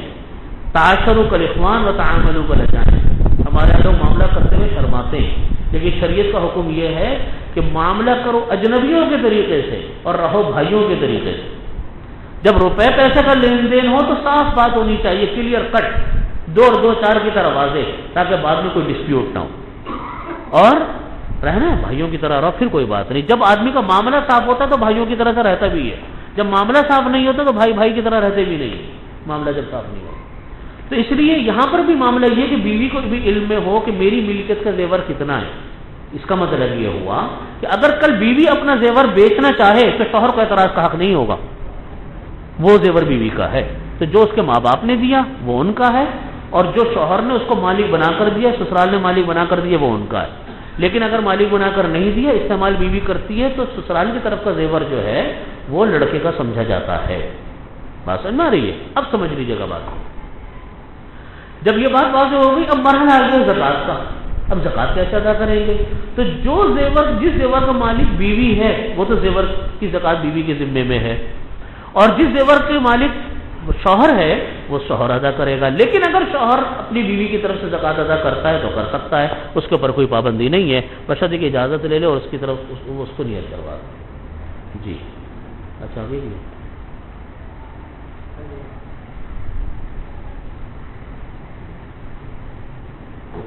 دیکھیے پراویڈنٹ فنڈ کے اوپر جو زکوٰۃ کا مسئلہ ہے، پراویڈنٹ فنڈ اگر اس آدمی کو مل گیا یا نہیں ملا، 2 صورتیں، ایک تو ہوتا ہے جمع ہو رہا ہے، جو جمع ہو رہا ہے اس کے اوپر زکوٰۃ نہیں ہے، جب جمع ہونے کے بعد مل گیا تو زکوٰۃ ہوگی، جب تک جمع نہیں ہے، جمع ہو رہا ہے تو وہ اس کی ملکیت میں آیا ہی نہیں ہے، تو جمع تو اس کے اوپر زکوٰۃ نہیں ہے۔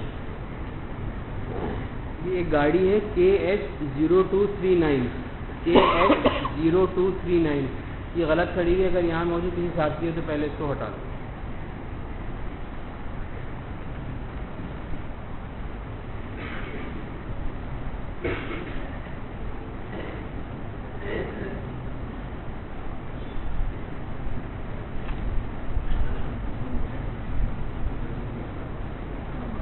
دیکھیے آپ، یہ سوال ہے کہ رفاعی ادارے کو زکوٰۃ دی اور اس ادارے نے اس سال وہ پیسے پورے خرچ نہیں کیے اور اس کو انویسٹ کر دیے۔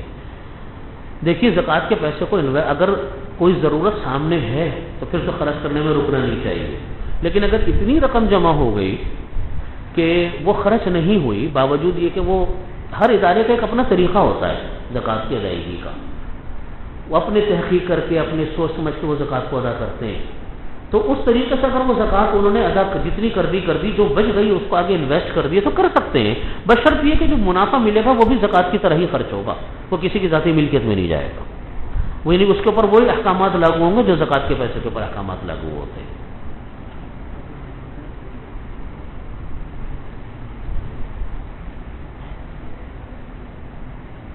بیوی کے سونے کی زکوٰۃ شوہر کو ادا کرنی لازمی ہے، میں نے جیسا عرض کیا تھا کہ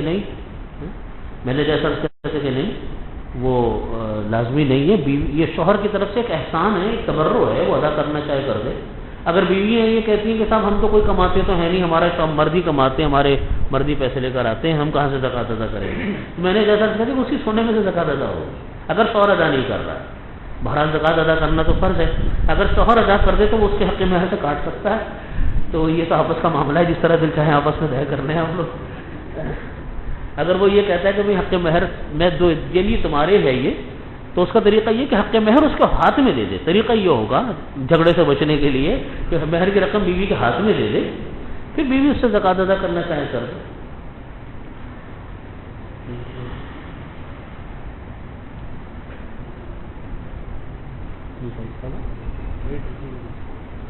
اچھا، یہ سوال کیا ہے کہ جو زکوٰۃ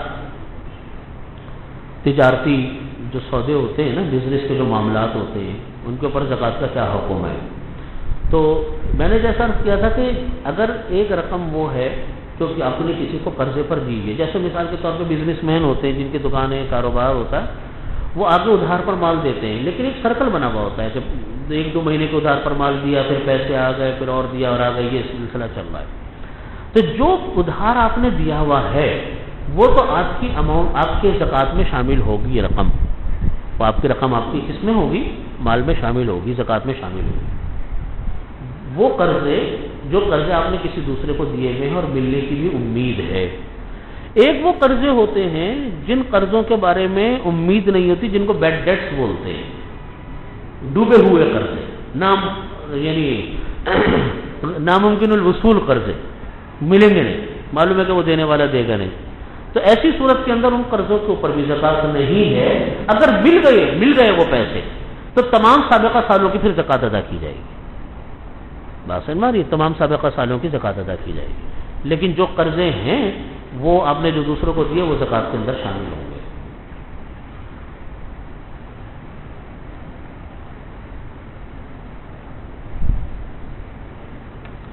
آج سے قبل ہم نے مال تجارت کے خرید دام سے زکوٰۃ نکالی، خرید دام سے بندہ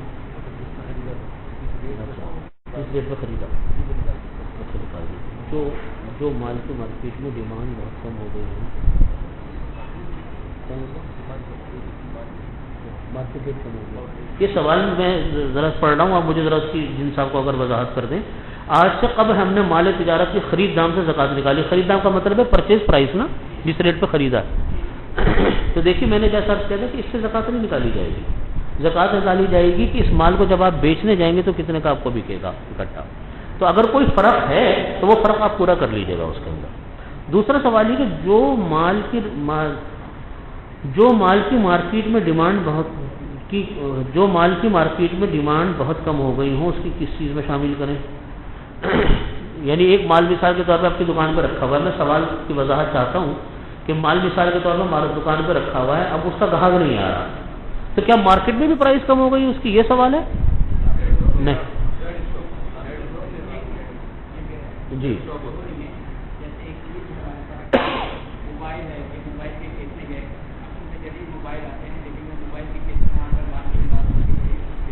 اچھا اس کا پھر معاملہ آسان ہے، آپ یہ دیکھیے گا کہ اس کی مارکیٹ ویلیو کیا بن رہی ہے، بس جو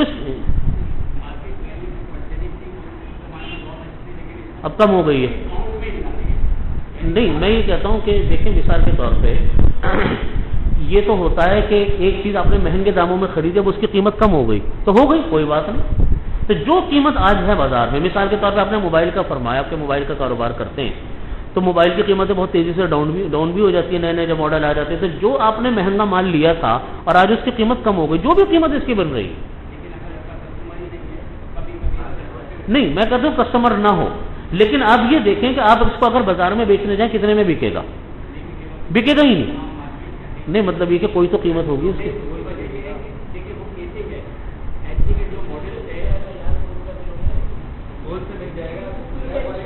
نہیں دیکھیں نا، دیکھیں اگر آپ یہ کہتے ہیں کہ کچھ نہیں ہوگا تو آپ اس کو پھینکیں گے تو نہیں نا، آپ اس کو جی فرمائیں، جی وضاحت فرمائیں۔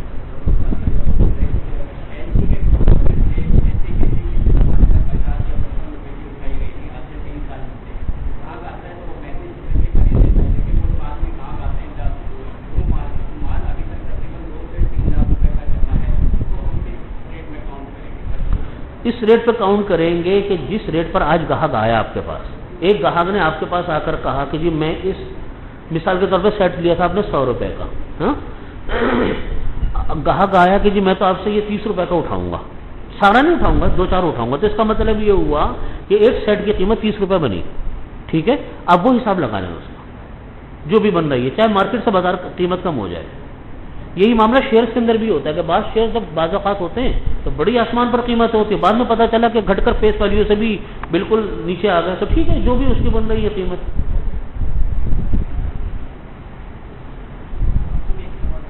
جی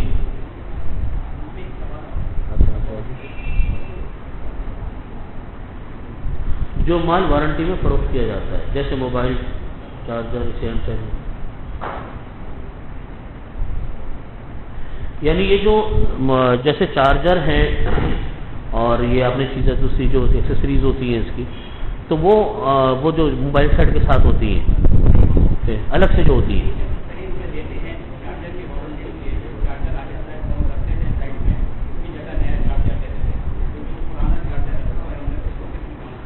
وہ آپ کا سامان ہے، وہ مال ہے آپ کا، وہ تو جو اس کی قیمت بن رہی ہے بازار کے اس کے حساب سے آپ زکوٰۃ۔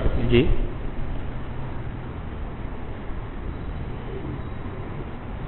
کسی کو قرض دیا ہوا ہے لیکن 10 سے 15 سال سے وہ قرض واپس نہیں ہوا اور آندے بھی کوئی امید نہیں، اس قرض پر زکوٰۃ ہوگی؟ میں نے جیسا عرض کیا تھا کہ جب آپ کو امید نہیں ہے کہ قرضہ واپس ملے گا تو پھر اس کے اوپر کوئی زکوٰۃ نہیں ہے، لیکن اگر کبھی مل گیا کسی زمانے میں تو تمام سالوں کی زکوٰۃ ہوگی، یہ ہے۔ ایک دکان خریدی، پروجیکٹ ڈوب گیا اور 10 سے 20 سال سے پروجیکٹ بند ہے، مارکیٹ میں وہ دکان بک نہیں سکتی، اس پر زکوٰۃ ہے یا نہیں؟ دیکھیے بنیاد یہ ہے کہ زکوٰۃ دکان نہیں، ایک تو ہوتا ہے دکان بک نہیں رہی، اور دوسری یہ ہے کہ آپ کو ارادہ کیا ہے، بیچنے کا ہے کہ نہیں؟ اگر کوئی گاہک آ جائے گا تو آپ بیچیں گے کہ نہیں بیچیں گے، یہ ہے سوال۔ اگر وہ صاحب دکان کو بیچنا چاہتے ہیں لیکن نہیں بک رہی، بعض اوقات سودے پڑے رہتے ہیں، سالوں پڑے رہتے ہیں، نہیں بکتے، لیکن آپ بیچنے کے لیے تیار ہیں، نیت آپ کی بیچنے کی ہے، تو یہ آپ کا سامان تجارت ہے۔ تو جو بھی اس دکان کی قیمت بنتی ہے اس کی بازاری ویلیو آپ لگائیں گے، چاہے وہ کچھ بھی ہو، کم ہو، زیادہ ہو، تھوڑی ہو، جو بھی ہو اس موجودہ حالت میں۔ اس کا طریقہ یہ ہے کہ آپ 2-3 اسٹیٹ ڈیلر سے پتہ کر لیں، اسٹیٹ ایجنٹ سے پتہ کریں کہ یہاں کی کیا ویلیو ہے، اس مکان کی، اس دکان کی کیا ہے، تو جو بھی اس کی ویلیو بنتی ہے اس کے حساب سے جو مارکیٹ ویلیو اس کی ہوگی اس کے آپ زکوٰۃ ادا کریں گے۔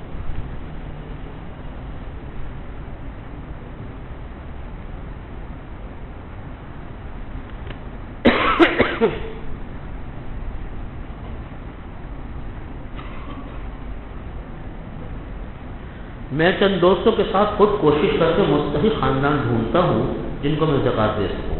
آپ بتا دیجئے کہ میں تصدیق میں کیا کیا تحقیق کروں اور کتنی رقم ان کے پاس ہو تو انہیں زکوٰۃ دوں۔ مطلب زکوٰۃ کے مصارف میں ذرا سا بیان فرما دے کہ میں صحیح لوگوں تک زکوٰۃ پہنچا سکوں۔ دیکھیے اس کے بارے میں دوسرا سوال ہے، غربا کو جہیز، شادی یا عید کے کپڑوں کی خریداری پر زکوٰۃ دی جا سکتی ہے یا نہیں؟ پہلی بات جو یہ آپ نے فرمائی کہ جو خاندان کو ان میں کیا تحقیق کرے، ان کے بس یہ تحقیق کرنے کی بات ہے کہ وہ مسلمان ہوں، اور نمبر 1 مسلمان ہوں، یہ تحقیق کر لیں۔ دوسری چیز یہ تحقیق کر لیں کہ وہ سید ہاشمی نہ ہو۔ تیسرا یہ تحقیق کر لیں کہ ان کی ملکیت میں 52.5 تولہ چاندی کی رقم کے برابر سونا، چاندی یا روپیہ موجود ہے کہ نہیں۔ اگر وہ ان کی ملکیت کے اندر موجود ہے تب تو آپ ان کو زکوٰۃ نہیں دے سکتے، ورنہ آپ ان کو زکوٰۃ دیں۔ غربا کو جہیز، شادی یا عید کے کپڑوں کی خریداری پر زکوٰۃ دی جا سکتی ہے، بالکل دی جا سکتی ہے، کہ کوئی آدمی جو ہے وہ غریبوں کو کپڑا خرید کر دے دے، راشن خرید کر دے دے، ساز و سامان ضرورت کے لے کر دے دے تو وہ دے سکتا ہے۔ شادی کے موقع کے اوپر بھی آپ کو کسی کو زکوٰۃ سے مدد کرنا چاہیں مدد کرنا۔ اچھا دیکھیے ایک مسئلہ، آپ ایک اور اصول کی بات سمجھ لیں، بڑی اہم بات ہے۔ غریب مالدار آدمی کی نابالغ اولاد، مالدار آدمی کی نابالغ اولاد بھی مالدار شمار ہوگی، مالدار آدمی کی نابالغ اولاد بھی مالدار شمار ہوگی، اور مالدار آدمی کی بالغ اولاد کے اندر پھر شرط ہوگی کہ وہ اگر اس کے پاس صاحب نصاب کے برابر پیسے ہیں تو وہ مالدار ہے، ورنہ وہ مالدار نہیں۔ یعنی یہ ہو سکتا ہے کہ ایک لڑکی کی شادی ہو رہی ہے، ماں باپ کو ضرورت ہے شادی کرنے کی، ان کے پاس پیسے نہیں، تو اب وہ اس کی زکوٰۃ سے مدد کرنا چاہتے ہیں، لیکن ماں باپ صاحب نصاب ہیں، یعنی وہ مالدار ہیں، ان کو کر سکتے ہیں، لیکن لڑکی صاحب نصاب نہیں ہے، تو کیا ایسی لڑکی کی ہم زکوٰۃ سے مدد کر سکتے ہیں؟ تو ہم ایسی لڑکی کی زکوٰۃ سے مدد کر سکتے ہیں اگر لڑکی صاحب نصاب نہ ہو، یعنی اس کے پاس 52.5 تولہ چاندی کے برابر رقم، پیسہ وغیرہ، مال ضرورت، زائد ضرورت سامان نہ ہو، ہم اس کو زکوٰۃ سے مدد کر سکتے ہیں۔ تو یہ اصول کہ بالغ کے مالدار ماں باپ کی جو بالغ اولاد ہے اگر وہ مستحق نصاب صاحب نصاب نہیں ہے تو آپ اس کی زکوٰۃ سے مدد وغیرہ اس کی شادی سے کر سکتے ہیں، ہاں تو نابالغ اولاد کو نہیں دے سکتے۔ جی مالک جب آپ اس کے ہاتھ میں دے دیں گے، نہیں آپ نے جب اس کے دے دیا، آپ نے دیکھیے اس میں جو غلطی جو ہو جاتی ہے وہ یوں ہو جاتی ہے کہ لڑکے کے ماں باپ کو پیسے دے دیے کہ جی یہ لڑکی کے لیے ہیں، تو جب تک لڑکی کے پاس نہیں ہے زکوٰۃ ادا نہیں ہوئی، نہ لڑکی مالک بنی۔ اچھا اب یہ بھی ہوتا ہے کہ بعض لڑکیاں ایسی ہوتی ہیں یا بعض لڑکے ایسے ہوتے ہیں جب ان کی شادی کا وقت آتا ہے اور لوگ ان کی زکوٰۃ سے مدد کرنا چاہتے ہیں تو بعض لوگ ایک دم اٹھا کر لڑکی کو پیسے دے دیتے ہیں، اب وہ لڑکی صاحب نصاب ہو گئی۔ آج کل دیکھیں صاحب نصاب تو بہت تھوڑی رقم سے ہو جاتا ہے، میرے خیال میں 55-60 ہے، 55,000 کے لگ بھگ رقم بنتی ہے، اس سے صاحب نصاب ہے جی۔ اچھا اتنی بڑھ گئی، تو بہرحال آج کل فگر روزانہ چینج ہو رہا ہے سونے چاندی، تو دے دی۔ تو اگر کسی نے اکٹھی اٹھا کر لڑکی کی ملکیت میں دے دی زکوٰۃ، اب دوسروں کے دروازے پھر بند ہو گئے،